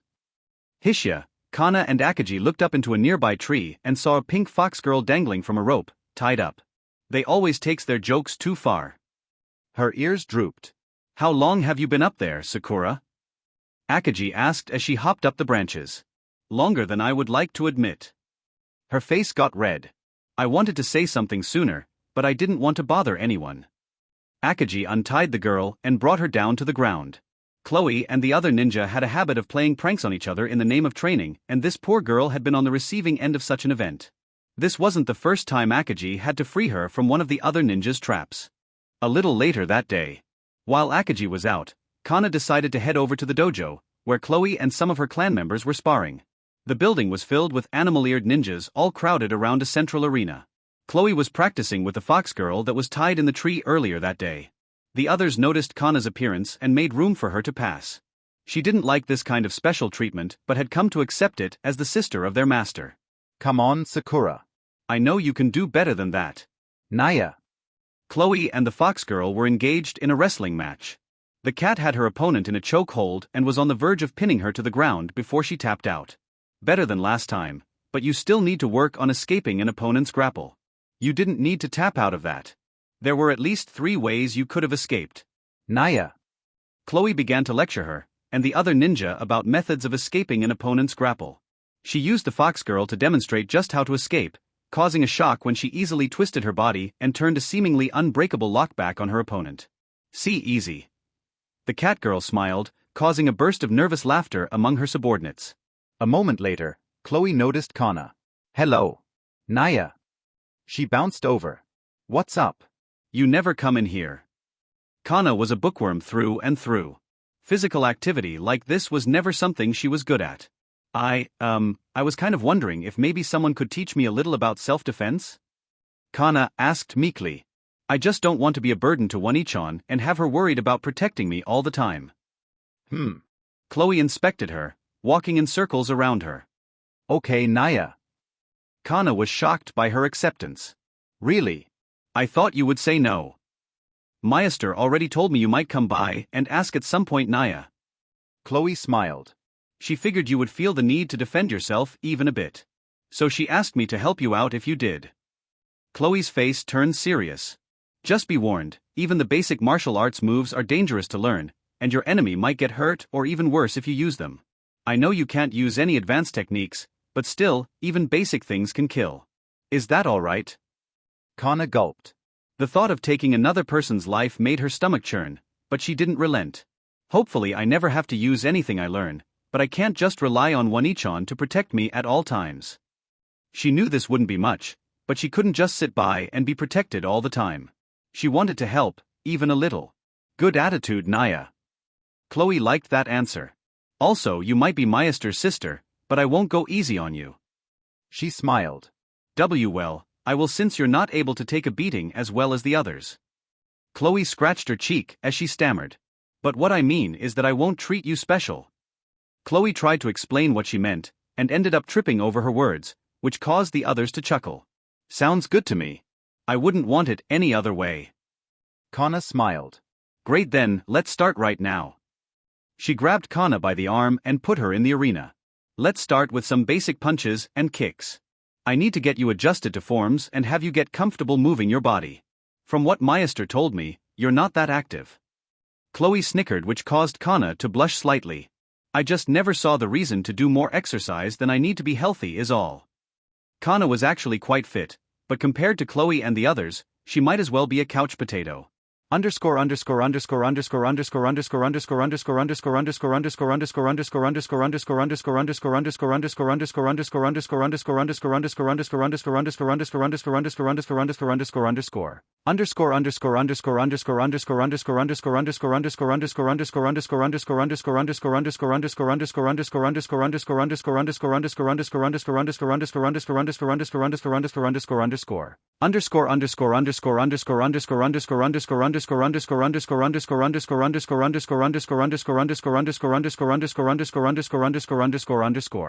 About an hour later, Kana was lying down on the floor, drenched in sweat and completely exhausted.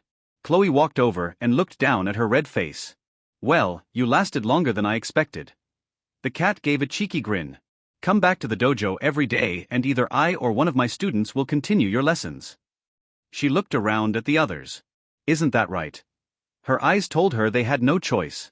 Yes, ma'am. The other ninja. Good. Chloe went back to smiling. Now then, I have to head to a meeting with Meister and the others, so I'll see you later. She turned to leave. And Sakura, I expect you to be able to get out of my hold the next time we fight.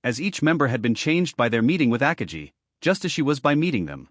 Now, finally joined as one, Akaji's family was stronger than ever, and there was the sense that they could accomplish anything as long as they stuck together.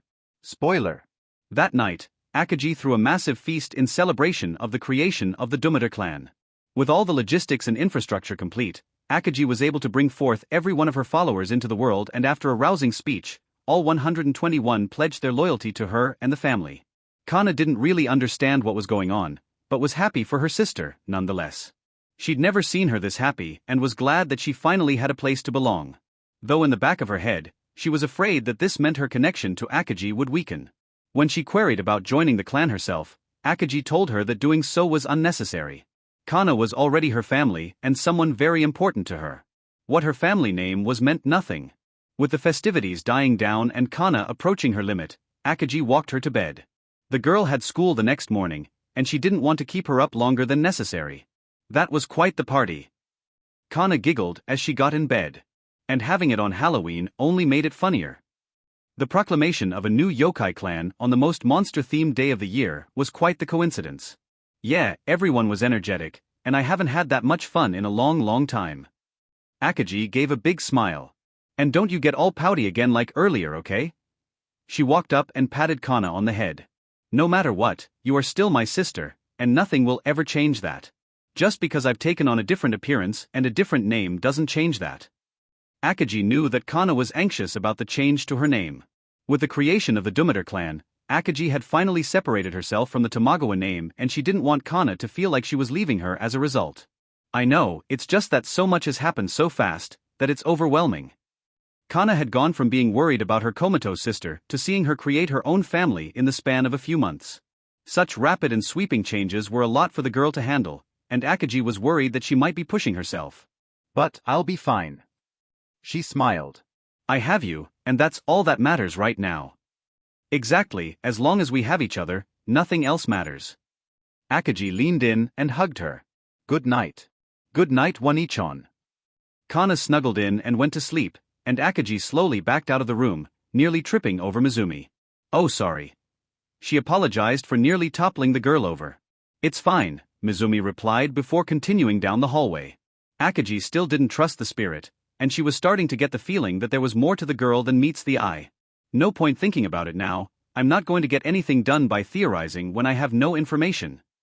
Akaji. Kana POV.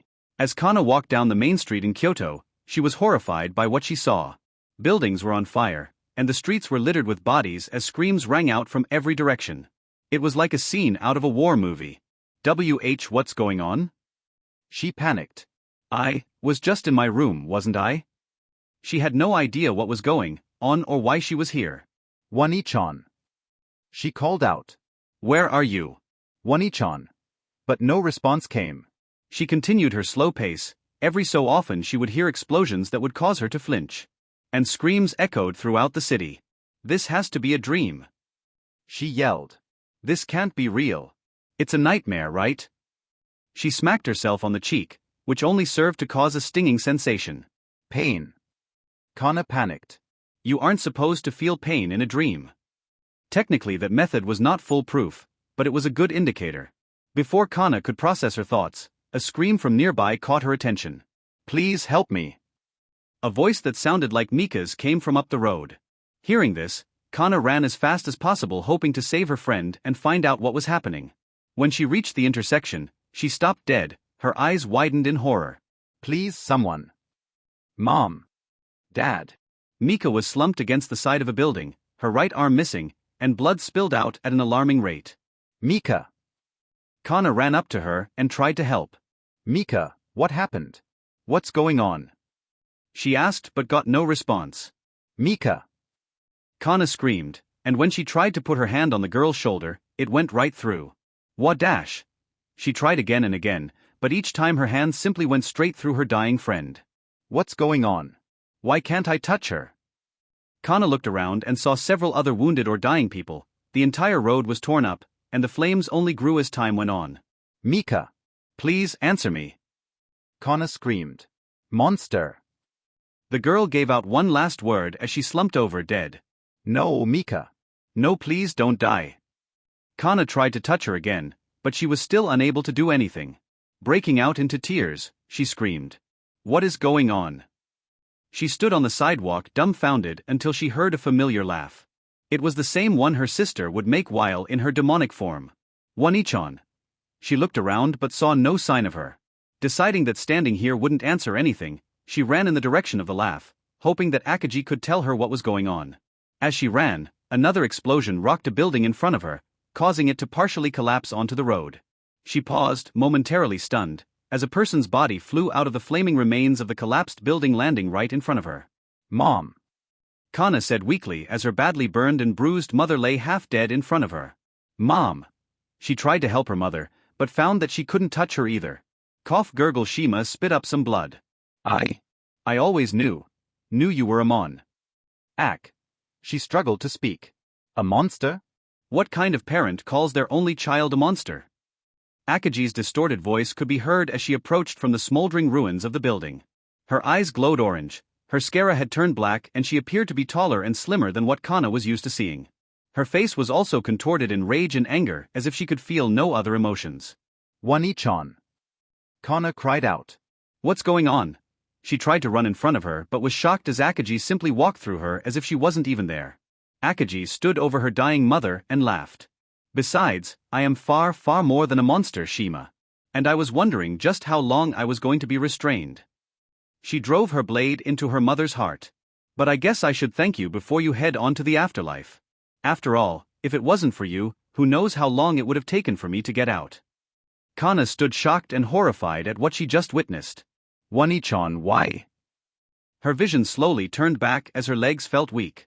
A moment later, she collapsed on the spot, only to wake up in her own bed screaming. Which caused Akaji to instantly appear next to her in a panic. Kana. Akaji was in battle mode. What's going on? Is there someone here? She scanned the room. Kana was a blubbering mess and couldn't speak, her face was flush and full of tears. Not sensing any enemies, Akaji pulled her into a tight embrace and tried to calm her down. It's okay. It's okay, Shuush. Akaji hugged her sister tightly. Whatever she saw had frightened her enough to cause her to shake in fear. One-ichan, why would you do all that? Why would you? Why would you? Why would you? Why would you? Why would you? Why would you? Why would you? Why would you? Why would you? Why would you? Why would you? Why would you? Why would you? Why would you? Why would you? Why would you? Kana repeated that last bit like a madman stuck in a mental loop. Akaji had seen this before when she was in the psychiatric ward, and she knew the most effective way to stop it. Sorry about this, Kana. Akaji.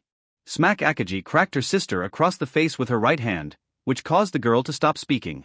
Okay, I hope that worked because that's about all I've got. Akaji sighed. One-ichan. Kana looked at her with wet eyes. Is that really you? Yes, Kana, I'm right here. Akaji pulled her in tighter, which caused Kana to hug her back. Sorry for slapping you, but it was the only thing I could think of to get you out of that loop. Kana giggled. It's all right. Thank you, that was no fun. Can you tell me what happened? You screamed so loud I think the entire estate heard you. At the moment, around 50 members of the family had surrounded the house and were on alert for enemies. At least they're quick to act. Akaji was proud of how fast they reacted. Kana took a moment to compose herself before explaining the strange nightmare/dream she witnessed. You saw me kill Mom.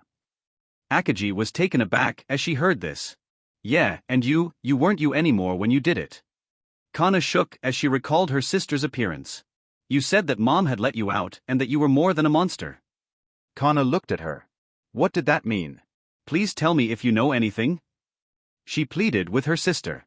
In the dream, your eyes had turned orange, the same color as that day you went to the hospital and the same as when you battled Hishia. I honestly don't know, Kana. Akaji shook her head. But what? Please tell me, don't hide things from me. Kana gave her sister a desperate look. I don't know. It's just that. Ever since I woke from FWO, I felt strange. Akaji said. Strange how? Kana pressed for answers. Do you remember what I told you that night? That the me you saw growing up was just a mask, a facade that I developed. Akaji asked her if she recalled. Yes, I do. Kana replied. Well, I'm not 100% on this, but I think there might be another layer to that mask. Akaji turned away. Kana, there's a chance that I might not ever have been human. Or even your real sister. Well, what does that mean? You told me that you were Rishia on that night. You told me that you were always the same person and that you hadn't taken her place. Was that a lie? Kana's head spun as she tried to understand what Akaji meant. It means, I don't know. Akaji screamed. Kana, I'm sorry, but even I have no idea what the hell I am anymore. Akaji let out her frustrations. My whole life, I grew up thinking I was just some unloved child, that no matter what, I was just another girl in the world not that much different than anyone else. But now I don't know anymore, Kana. I can't dismiss Shima's and Taichi's words, and every day the feeling that something is off with me grows. Am I really the child your parents brought into this world? Or did I really just take her place when she was born and pretend to be her? Akaji tightened her fists, causing her knuckles to turn white. Every time I think about my past, my feelings, my thoughts, my actions and everything else, I keep coming to one conclusion. That I'm not now, nor have I ever been human. Akaji looked at her sister with tears in her eyes. And if I wasn't human, what am I, Kana? Spoiler. You didn't take anyone's place. Mizumi appeared in the doorway. Of that, I can be certain. Her statement caused the two crying sisters to look at her. How can you be certain? Akaji asked. Because when I merged your soul with that of the shadow demon, I had to analyze yours briefly. Mizumi walked up next to them. If one soul absorbs another, no matter what, there will always be some residue of the weaker soul. And in your case, I detected damage to your soul, but there was no sign that you had ever merged with another being. But then, couldn't I have just destroyed the original soul and taken its place? Akaji still couldn't believe that she wasn't some imposter. Nope, because if that happened, you wouldn't be here speaking to me, Mizumi replied. At that early stage, if the soul attached to a new vessel is destroyed, the vessel itself will perish. I don't know how it works exactly, but switching souls between bodies is already hard enough, and messing with them at that critical stage of bonding is nigh on impossible. Mizumi's explanation was quite a good counterargument to Akaji's thoughts. So that leaves us with two possible situations. Either you were simply born into that body as intended, which means you are her sister, or you took the original owner's place somewhere down the line, but as I said, I don't think that happened. Okay, then, if I was born into this world properly and I didn't take the original Rishia's place, then just why do I feel so strange? Why do I feel like I'm not actually human? Akaji pressed for answers. Things can happen to souls while they are going through the cycle of rebirth, so strange things like an improper scrubbing of memories or personalities can happen. Mizumi shrugged. I'm not the best person to speak about this, but from what you've told me, it's possible that you were something other than human in a previous life, and when you died and were reincarnated, you still retained a small amount of your previous personality. Not enough to change much, mind you, but just enough to give you this feeling you're talking about. Mizumi put up her finger. However, based on what I've seen, I think it's also equally likely that something else is going on here. What that may be, I have no idea, but I would say it's a 50-50 toss-up between an error in the reincarnation or you being unique in some way. She continued. Either way, rest assured that there isn't anything wrong with you. No matter what happened, you're Kana's sister. You didn't take someone else's place, and you're not an imposter, okay? She gave a small smile. Yeah, thanks Mizumi. I needed to hear that. Akaji stood up and hugged the small girl. Why am I getting hugged? She sighed. Not that I hate it, mind you, it's just unexpected. The girl's face blushed slightly. Just kinda seemed like the right thing to do. You look like a kid, so I just kinda did it without thinking. Akaji laughed. And here I was trying to be helpful, only to get made fun of. Her words said she was annoyed, but the smile on her face betrayed her. Seeing this exchange, Kana let out a giggle of her own before asking a question. But still, what was that dream I had? I've never experienced something so real. I could even feel pain. She was still unnerved by the sight of Akaji killing her mother. That was probably a vision. Mizumi looked at her. A vision? You mean of like the future? Kana looked worried when she heard that. A future, not the future. Mizumi corrected. Again, I'm not the best person to explain this, but essentially what you saw was something that could come to pass. The future is not set in stone, and countless different things can influence it. Akaji seemed to understand what she was talking about, but Kana was lost. Think of it like this. You've read books or played games with multiple alternate endings, right? Kana. Then it's just like that. Depending on what choices you pick, you will get a different outcome. Just because Akaji can burn the world down doesn't mean she will. Just like how you could kill someone, but you probably won't. Having the power to do something and doing it are two different things, and depending on which option you pick, the future will change. One where Akaji lives a peaceful life, or one where she destroys the world. Mizumi raised up one hand for each option to visualize what she was saying. Both can happen, but only one will. So, Wani-chan won't do something like that? Kana asked pensively. Not as long as things don't happen to lead her down that path. Mizumi looked up at Akaji. If you don't want that future, then I recommend you hold on tightly to whatever humanity you have left. If you are taken in fully by those darker thoughts in your mind, a future like what Kana saw is likely to come to fruition. And I would prefer my entire people not get wiped out because you lost your marbles. Mizumi gave a cheeky grin, which caused Akaji to bonk her on the head. I will figure things out. I have a lot to think about, and I believe that eventually I will have to make a decision about who and what I am. Akaji looked at her sister. But you can bet that no matter what, I'm going to do everything in my power not to allow myself to be controlled by whatever darker thoughts lie within my mind. Akaji continued. Even if I'm not human, I'm still me, and I won't be controlled by either that darkness or my own humanity. I just want to be me. Akaji's eyes showed she was serious. Well, just please make sure that whatever you are doesn't doom us all, okay? Mizumi sighed. No promises. Akaji stuck out her tongue, which caused both Mizumi and Kana to let out a sigh. What happened to that solemn and serious attitude from just a minute ago, Wani-chan? Kana looked at her. It had its time and place, and now we're back to normal. Akaji smiled. No reason to stay mopey all day. I've done enough of that, thank you very much. Akaji placed her hand on top of Kana's head. Are you good? Can you get back to sleep? Would you stay here tonight?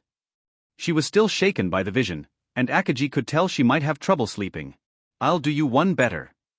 Akaji allowed her body to dissolve, and she turned into her black shadow form. Kana tilted her head in confusion before Akaji leapt into the bed next to her. Yumi likes to cuddle me like this sometime. Apparently, my shadow body is super comfy, like a body pillow, Akaji said as she shuffled under the covers.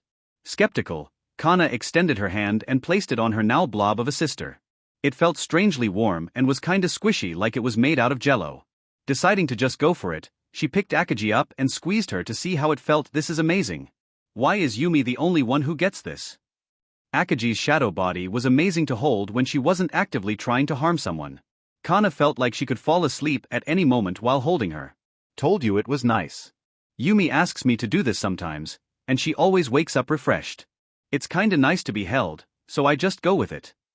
Akaji laughed. She also liked when Yumi snuggled with her like this. Seeing this, Mizumi decided to leave the two sisters to their own devices, and she backed out of the room. Kana placed her sister next to her in the bed and placed her head on the pillow, bringing Akaji into a tight squeeze. I haven't slept in the same bed as you since we were kids. Kana giggled. But this is nice. Good night, Wani-chan. Kana fell asleep almost instantly. Dang, she must have been tired. Well, if this makes her comfortable, I'm all for it. I can't imagine the trauma of watching me kill Shima right in front of her and seeing Mika die like that. Akaji thought to herself as she lay next to Kana. I have to figure out what I am before it's too late. I've come dangerously close to losing myself twice now, once when I nearly killed Kana and once when I nearly killed Shima and Taichi. Both times disaster was averted by the intervention of someone important to me. But if it happens again, there's no guarantee someone will be around to pull back from that precipice. If I give in completely to those dark thoughts, I might really burn the whole world down. Akaji pushed these thoughts aside and drifted off to sleep, snuggled in the embrace of her sister. The United States 7th Fleet anchored in Yokosuka at the designated U.S. Navy port. Since the end of the Second World War, the United States has placed its military assets and personnel throughout Japan. With the increase in Chinese naval power, the U.S. had dumped even more of its naval capacity in the Far East. With over 40,000 sailors and Marines, 2 carrier strike groups, and well over 100 ships, Yokosuka was by far the largest U.S. forward-deployed fleet in the world. The recent Libero attacks on Tokyo and other outlying areas meant that the naval base was placed on high alert. U.S. Pacific Command feared an attack, but couldn't relocate most of the vessels out of port due to a lack of adequate berthing capacity at other relevant locations. Vice Admiral Charles C. Barclay was the current commander of the 7th Fleet and had just prepared for his morning briefing when the sounds of explosions rocked the base. He and his team were in the main administrative building and rushed to the ops center on the floor above. "Give me a situation report. What's going on? Are we under attack?" Admiral Barclay yelled. He had an idea of what happened but needed to be sure. "Sir," an officer spoke up. "Security is currently engaged with a woman who we believe to be part of the Libra organization. One who was responsible for the attack in Tokyo City Hall. It was exactly as feared. Do not let her get near the ships. Send all available personnel to stop her." He turned to his special attaché from Washington. "I thought you had a handle on this. You told me there was no danger of involvement in this internal Japanese affair, and you wouldn't listen to me when I told you it was dangerous to assume we wouldn't be attacked." He yelled at the man. "Sir." The attaché tried to speak up but was instantly silenced. "Not now. First we have to drive off our attacker and secure the facility. I will not have any of my ships so much as scratched by this woman." He turned to his other officers. "And get me Ambassador Kamuka, we're going to need help from their team. I'm not taking any chances." One of the Marines screamed as he was burned by fire from Elna's palm and collapsed on the ground. She'd been easily cutting through the outer layer of security around the harbor and the handful of guards couldn't do anything to stop her. "See what I tell them. Not so tough when their bullets can't hurt me." She slammed her foot on the ground and flung a large slab of concrete, a group of Marines crushing a few. "Now then, while it's fun to kill these idiots." She looked down the hill at the anchored boats. "Sinking those will cause much more damage." She jumped up in the air and used her power to cause small wind vortexes to appear beneath her feet as she flew towards the docked ships. She was intending to cause major damage to U.S. naval power in the hopes of causing further destabilization. Their benefactor had insisted they avoid provoking the United States, but she didn't really care about his cowardice. "The Chinese and Russians are serious cowards, telling us not to attack American troops." "Ha!" Elna admonished them in her head. Flying towards the dockyards, she began to take hits from heavier rounds as the stationed Marines began their attack. While they wouldn't do much damage, they were still annoying. "Piss off." She swung her arm, causing a blade of wind to fly toward the Marines, cutting over 10 of them in two. Just as she got smug from killing them, she took a massive explosion to the face as an APC shot her with 25mm rounds. "You fuck. Do you have any idea how expensive these clothes were?" Her jacket had been slightly torn from the hit. Enraged, she flew down towards the APC and picked it up before throwing it into the harbor. "Anyone else wanna try me?" Her death stare caused the few Marines who were nearby to retreat. "Thought not," she smirked before continuing towards the dockyard. All around the ships, Marines and sailors scrambled to raise anchor and get them moving. The harbor was shallow enough to allow raising in case they sunk, but taking no damage at all was preferable. Especially in the case of the two carriers currently docked. Flying over top of one of the U.S. destroyers, Elna punched the air, causing a shockwave to impact the conning tower and rip a hole straight through it, sending several sailors flying into the water. Seeing how easy destroying the ships was, she dove down towards the main deck and punched straight through the hull, using her ki to send a shock wave out the other side, causing it to start sinking. Flying back up, she watched as the sailors scrambled while the Marines opened fire on her, to no avail. Wanting to test out her control over the water, she commanded a wave to crash over the deck of the sinking ship, flushing the crew into the harbor. "Hell, just doing that might be easier." She commented on seeing how quickly so many men just died. "Better move fast. One of those goody two-shoes is gonna be here any second." Not wanting to get caught out in a fight, she jumped from ship to ship, tearing holes, throwing men overboard, and generally causing destruction. There was little the Marines could do. They were simply not equipped to fight an enemy like this. Their heaviest gear only seemed to annoy her, so they tried to buy time until reinforcements arrived. After damaging or sinking over a dozen ships, Elna decided to take a crack at one of the U.S. carriers. Even just damaging one, let alone sinking one, would be a huge feat. Those things cost well over $13 billion apiece, so they made for an attractive target for Elna's destruction. Deciding to land on the deck, Elna was met with U.S. servicemen scrambling to have planes take off. A few fired some small arms at her, but she quickly silenced them. "I wonder what happens if I start throwing their planes around?" She looked at one of the jets and got a terrible idea. The jet fuel used in modern fighters would create a massive explosion if handled improperly.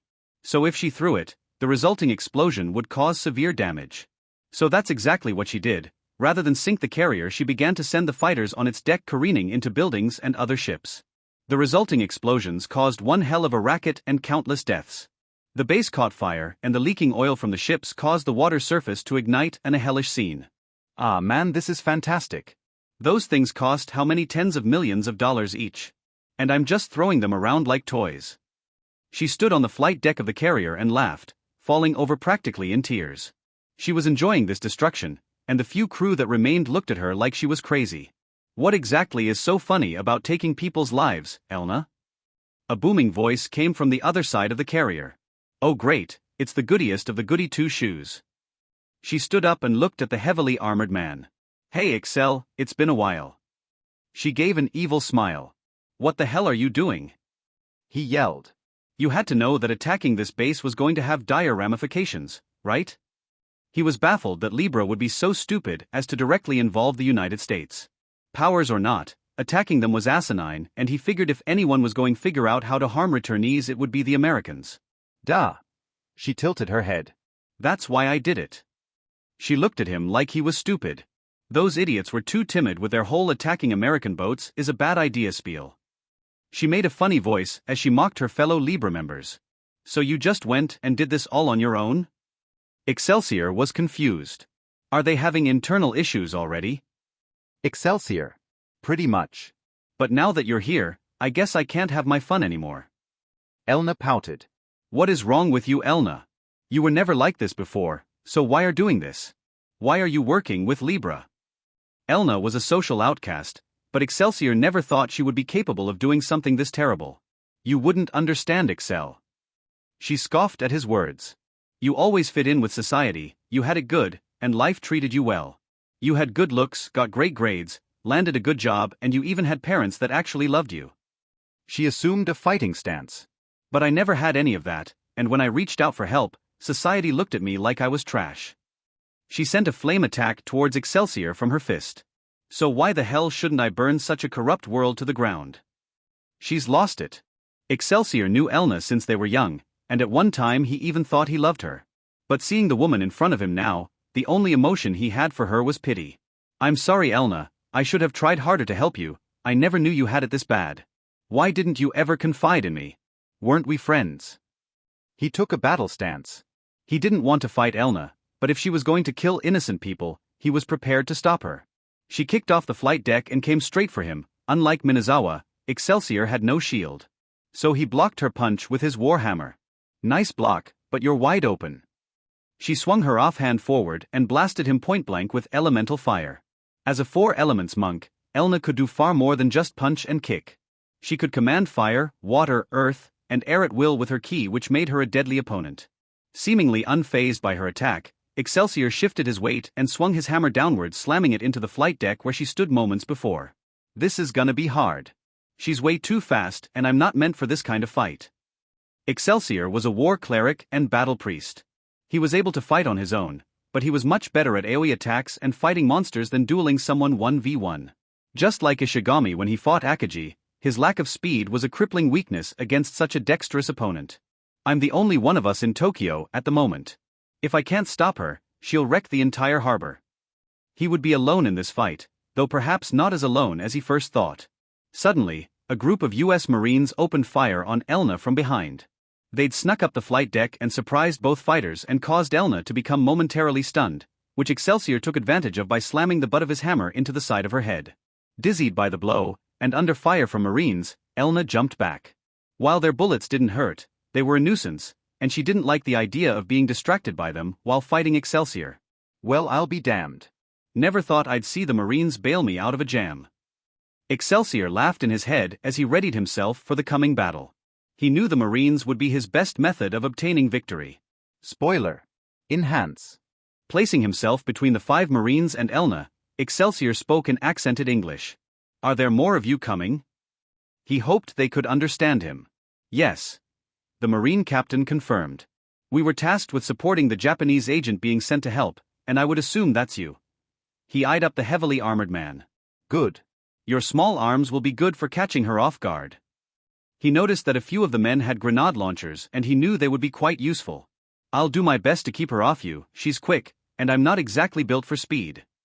He let out a chuckle. Excelsior channeled some power into his left hand and threw a ball of radiant energy at Elna, who swatted it away. Pathetic, is that all you have?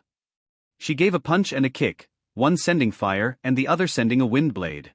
Seeing this, the Marines ducked out of the way while Excelsior stood and took both. He was confident that Elna's elemental attacks wouldn't be very effective against him. I'll ask you the same thing. He threw another blast at her, which she easily dodged. Come on, get frustrated and charge right at me. I know you hate these stupid games. Excelsior was betting that Elna would move into close combat. He knew her personality, and she wasn't one to sit back and throw attacks at range. On top of that, he wanted to stay close to the Marines. If Elna got on top of those men, they were dead.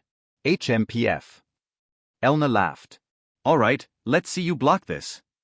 She swung her arms in a wavy motion as a jet of water came up from behind her and wrapped around her body. I'm sure you know what high-pressure water does to metal. She pushed her arm outward and the water stream carried straight toward Excelsior. It was too fast to dodge, so he took it head-on. Ugh! He cried out in pain. His armor was quite strong, so he was surprised when Elna's attack managed to pierce through. Damage was minimal, but his chest piece had a small hole that was leaking blood. Seeing that her attack had an effect, Elna charged forward, kicking off the flight deck. She was going to try and end this as fast as possible, and she charged up Ki in her fist. Now you die! She yelled as she punched Excelsior square in the chest, causing him to stumble backward. He was reeling from the wound caused by the water, and the unexpected pain made his concentration lapse. Shit! He cursed in his mind. Boom boom boom boom. Elna began landing blow after blow on his armor. The individual attacks were starting to hurt. Unlike when she fought Minazawa, Elna was wearing her monk equipment under her outerwear so her blows could pierce his defenses. However, in the heat of the moment, she'd forgotten about the Marines, who opened fire on her back. Annoyed, she turned around and jumped towards the nearest one. This was what Excelsior was waiting for. Just as she reached the Marine and swung her fist down, Excelsior activated his cleric ability and swapped places with the man, catching Elna off guard and punching her straight in the face with his gauntlet, sending her flying across the deck. Thanks for the save, he said to the Marines. Stay close to me, my ability only has a short reach. The men nodded and moved in closer to him. Excelsior! Elna stood up, furious. Her face was bleeding, and her cheek was swollen. Good, now you look just as ugly on the outside as you are on the inside. He chuckled. Fuck you! She screamed as she dove toward him. Good, that's it, get angry. Elna fought worse when she was pissed, so Excelsior was trying to get under her skin. Once she got close enough, Excelsior swung his war hammer, which caused Elna to back off just out of range. This interaction continued for nearly a minute as Excelsior would stand just out of reach of Elna and keep her from getting close enough to punch him or the Marines. You bitch, stop trying to zone me. Elna was furious at this stupid game. Well, hey, if you want to just take my hammer head on and go lights out, that would be cool with me. He shook his head as he cast a healing spell on himself. But I can do this all day, Elna, and you know that. With his healing magic, it was unlikely that Elna could defeat him in a war of attrition. However, if she managed to get him another one of those combos from earlier, that would be the end of it. The Marines had spread out behind him. They were discussing just how to deal with Elna since their weapons weren't effective. Hearing this, Excelsior asked, "You guys got flashbangs?" To which one of the men nodded. Good, get one of those ready. I'm resistant to that stuff, but she's not. If you can blind her, I can pummel her with my hammer. Done with your strategy meeting? Elna screamed as she dove in once again, but before she could get close, she was stunned by an explosion. One of the Marines had launched a grenade, and Excelsior took the opportunity to blast the stunned Elna with his radiant spell. The twin explosions rocked the carrier, and Elna was knocked to the ground. The grenade didn't do much damage, but Excelsior's spell burned her clothing and her face. Cough cough. You bastard, I'll dash. She was stopped mid-sentence as Excelsior appeared right in front of her. Still stunned, she was only able to partially deflect the blow with her right hand, but the sheer force caused her wrist to break in the process. Fuck! She screamed in pain. Now! Excelsior screamed to the Marines, who threw several flashbangs toward the injured elf. She was too busy screaming in pain to notice the flashbangs that landed at her feet, which exploded and blinded her. My eyes! My eyes! She screamed as the flashbangs blinded her and caused massive pain. She would soon find herself in even more pain as Excelsior's full-force smash with his hammer collided with her side. The force broke several ribs, and she was sent flying to the edge of the carrier. Her broken arm hung off the side. It seemed that she was unconscious. It's over. Excelsior walked over to his once good friend and prepared to end her life right then and there. She was too dangerous to let live, and they lacked the facility to safely restrain her. I'm sorry, Elna, please find it in your heart to forgive me for failing to help you when you needed it most. He rose his hammer and swung it down, aiming at her head, but just before he hit home, he was blasted in the side by a beam of energy. Not enough to hurt him, but it pushed around 20 feet back. He quickly looked to see where the attack came from, only to be greeted by Herlex squatting down next to the unconscious Elna. You really are an idiot, aren't you? He berated her. I told you not to do anything stupid, and here I find out that not only did you attack a US military base, but now you just got your ass kicked by Excelsior. He was pissed. If I didn't need you, I would let him kill you for your stupidity. But alas, you're too useful. He picked her up and slung her around his shoulder. Excelsior, it's been a while. Herlex looked at him. Where do you think you're going? Excelsior threw a blast at him, which was countered by one of Herlex's own. I'm not here to fight you. This idiot is just too valuable to let her die. So how about we just both walk away, okay? Herlex gave a wry smile. As if I would allow that. He charged forward, but Herlex threw himself off the side of the carrier. Stunned, Excelsior quickly looked down only to see Herlex floating in midair, and he rose back up above the carrier's flight deck and out of range of Excelsior's attacks. Did you forget I can fly? Herlex laughed at him. This idiot might have been stupid enough to let you get in close, but not me. Herlex, just what the hell do you think you're doing? Excelsior screamed. All these innocent people are dead because of you. Why? What purpose does it all serve? He knew Herlex wasn't exactly the nicest person, but it baffled him that the young man would do such horrible things. Well, this attack wasn't our fault. He shrugged. This idiot went off and did this all on her own. But you've still been killing people across the country. Armalthy killed 20 college students in Osaka. Excelsior exclaimed. So don't you try and talk your way out of that. And even if Elna did this without your say-so, you're still responsible since you put the idea of killing people into her and everyone else's heads. He wasn't having any of Herlex's bullshit. Superbia was put into a coma trying to protect those kids. Listen, I don't expect you to understand our motivations or reasons. Honestly, I don't either. All I know is that I want to cause chaos and destruction.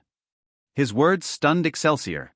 This world sucks and we have the power to change it to our liking, so why shouldn't we? Why should we allow ourselves to be ruled by inferior people like those men behind you? He was referring to the Marines. I don't know how or why, but we were granted ultimate power in this powerless world. So forgive me if I don't see any merit in just going back to my old miserable life when I can just do whatever the hell I want. Herlex's face contorted as he recalled living with his parents. Anyway, I have to go tend to our wounded idiot. She's lucky I'm quite a good healer. She would definitely kill you if you left a permanent scar on her face. Bye-bye. Herlex snapped his fingers and teleported away. Excelsior was left on the flight deck with the 5 Marines, and the sight before their eyes was appalling. The entire dockyard was on fire, several boats had begun to sink, and the entire base was in chaos. It reminded Excelsior of the old film reels of Pearl Harbor that he'd seen in history class. One of the Marines walked up next to him and said, "Just one woman caused all this fucking destruction." He shook his head. What the hell are we supposed to do against something like that? We're going to have to fight fire with fire. His stomach turned at the thought of requesting Akaji's help to deal with Libra. What the hell is going to happen to this world? He stood silently, as he watched the fires rage around the base and wondered if the world could survive having people with this level of power in it. Spoiler. President Rosewood was currently meeting with congressional leaders at the White House. The budget had stalled, and she was attempting to provide a compromise that would satisfy both parties. As the first independent president of the United States, her outsider perspective and lack of party loyalty actually gave her a great deal of respect from the two parties' leadership as she was a skillful mediator. All right, I think we're making some headway. As it stands, I have no issue with signing a budget that contains what we've discussed today. However, I would ask that you return to the rest of Congress and explain to them my refusal to cut any military spending at the current time. President Rosewood had finally made some headway in drafting some of the budget. She called this meeting primarily to halt congressional efforts to reduce military spending. U.S. military budget was always subject to ridicule for the ridiculous amounts spent each year, but President Rosewood understood just why it was necessary. Of course, Madam President. The two representatives were unsure if they could convince their respective caucuses with the president's logic, but they would try. Okay, so then let's move on to the dash. President Rosewood was stopped mid-sentence by the sudden entrance of her chief of staff, Abigail Lincoln. Excuse me, Madam President, but we have a situation. Her stern expression told President Rosewood everything we need to know. I'm glad that the representatives from Congress are still here. Can the two of you please quickly inform Speaker McMillan and Senate Majority Leader Anderson that we will need to speak with them immediately? Hearing the need for the two highest-ranking members of Congress, they immediately started sending communications. It wasn't every day that something like this happened, and they knew something had gone wrong. President Rosewood followed Abigail into the Oval Office where the Secretary of Defense Jamie Nowak was already waiting. Madam President. She greeted President Rosewood. No time for formalities. What happened? President Rosewood looked at them. You look like Death, Abigail, and if Jamie is here. The Secretary of Defense is here, and looking agitated could only mean one thing. Approximately 20 minutes ago, the 7th Fleet's base at Yokosuka was attacked by a member of Libra. Nowak's words caused the temperature in the room to plummet. Casualties? President Rosewood asked. As of right now, we have 145 confirmed dead and over 300 injured. Nowak looked at her AR screen. We are expecting both those numbers to rise. President Rosewood walked over to the Resolute desk and slammed her fist down on it, causing a large bang. What about the attacker? Did we at least get them? President Rosewood's words were laced with anger. A group of Marines aided by one of the Japanese government's returnees managed to defeat the attacker, an elf woman named Elna. Nowak looked at her. However, before she was killed or captured, another member of Libra, a man named Herlex, arrived and escaped with her. Damn it. President Rosewood had hoped that they at least took down the perpetrator of this attack. What are the Japanese doing about this? Abigail spoke up. They've assembled a counter-terrorism task force and have been combating Libra across the country. However, with only 4 combatants, they've been struggling. They were outnumbered over 2:1 at this point, as a few more had joined Libra over the last few weeks. I want Ambassador Kumuka here now. President Rosewood was both angry and exasperated. She had been trying to keep the public's mind away from the returnees and their potential danger, and she was assured by the Japanese government that they had everything under control. But with an attack on a major U.S. military installation, she'd been placed in an unenviable position. And get me Agent Nariyuki on the phone. She's supposed to be meeting with one of those returnees soon. President Rosewood covered her face with her hands. What the hell is this world coming to? President Rosewood. Frantic phone calls were made, and in record time, the Situation Room was soon filled with the Secretary of Defense, Ambassador Kumuka, Speaker McCarthy, Senate Majority Leader Anderson, Vice President Jacob Smith, and several top U.S. generals and admirals. Vice Admiral Charles C. Barkley was also brought in on video call. As the highest-ranking officer on the ground, there would be many questions for him. All right, let's get straight to the point. President Rosewood glared at the Japanese ambassador. We were just attacked, and latest estimates say that over 150 servicemen and women were killed at Yokosuka Naval Base. The congressional leaders and military brass were already brought up to speed. Footage of the attack and the damage was already circulating on social media, and the public outcry was already building. Ambassador Kumuka, you assured me that our military personnel in Japan were in no danger from any of the returnees, but today's attack flies in the face of your prior statements. She was thoroughly upset with the man. I am truly sorry for this tragedy and the loss of life, and I extend our most humble apologies for allowing this to happen. He gave a deep bow. We didn't think that Libra would engage a U.S. military installation. All our intelligence on them suggested their foreign backers were dissuading them from doing something so drastic.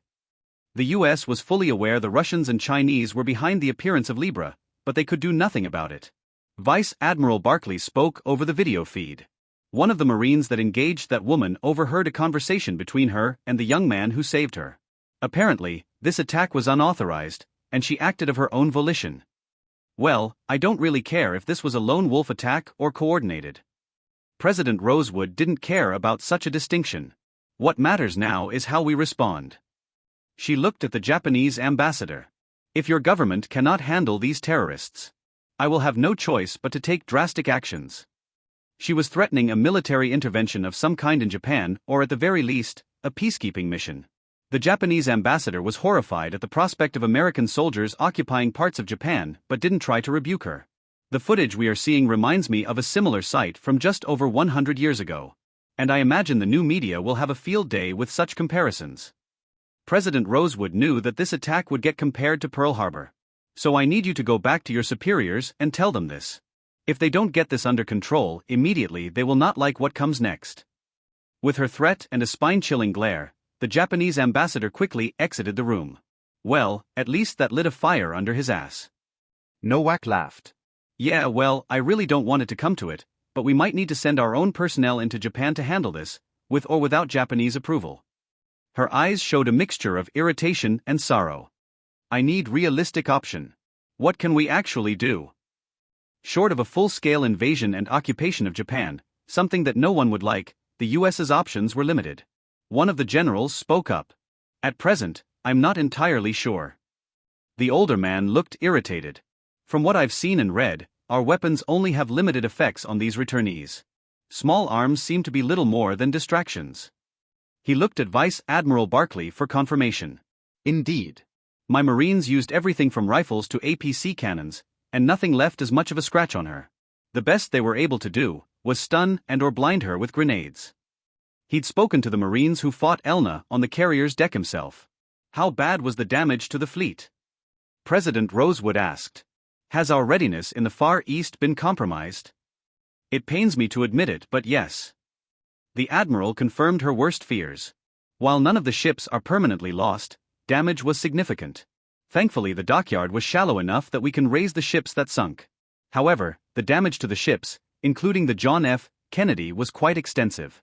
It will take months, if not years, to get the 7th Fleet back to full strength. And the Chinese are gonna love hearing that. One of the admirals commented. They'd been building up a navy to rival the US over the last 50 years, so seeing so much damage to a large part of the US Pacific Fleet was likely great news to them. Do we really not have anything that can hurt these people? President Rosewood asked her military brass. You cannot tell me that the world's most powerful military with the best technology cannot find any way to even scratch these people. I don't believe for a second that they're invincible.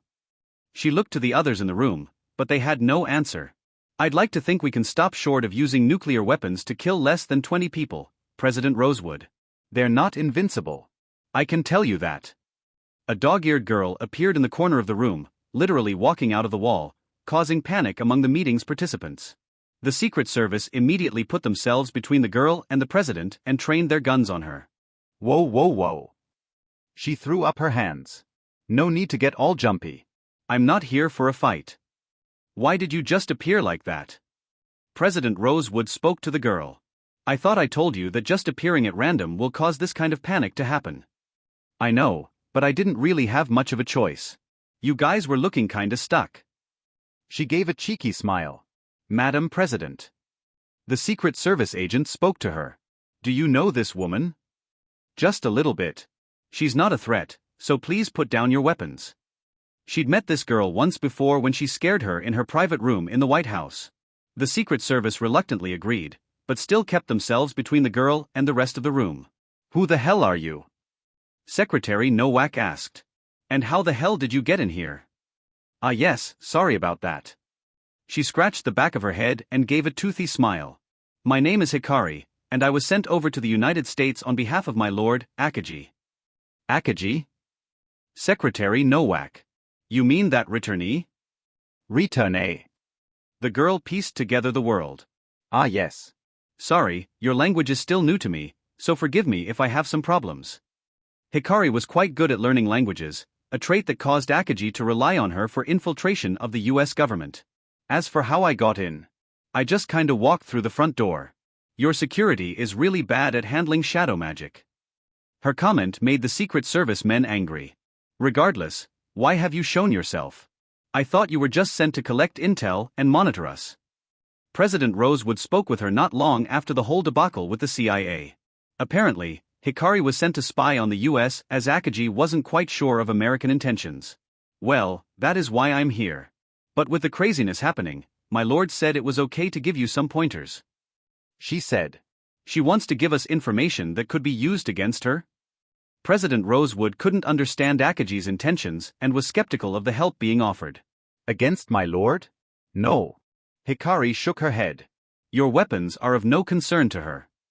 Her statement caused grumbling among the generals. The other returnees are not as resilient as she is to your weapons, besides Hishia.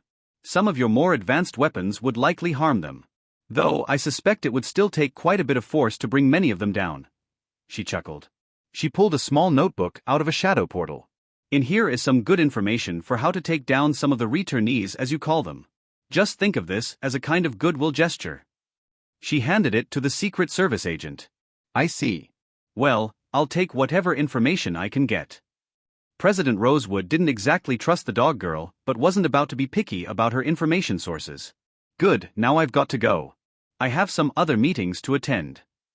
Hikari backed into the wall behind her and phased into it. Once she was gone, the tension in the room disappeared, and President Rosewood let out a big sigh. Can you see why I was so opposed to pissing that woman off? She covered her face with her hands, and the rest of the room went silent. If Hikari wanted, all of them would be dead. Not to mention that she casually admitted that she could sneak into any government facility. The Situation Room of the White House was one of the most secure locations in the world, and that dog-eared ninja just waltzed in without a care in the world. We need to watch our step. I would rather not have a knife pointed at my throat in the middle of the night. The next few days would be some of the toughest of President Rosewood's time in office. Spoiler.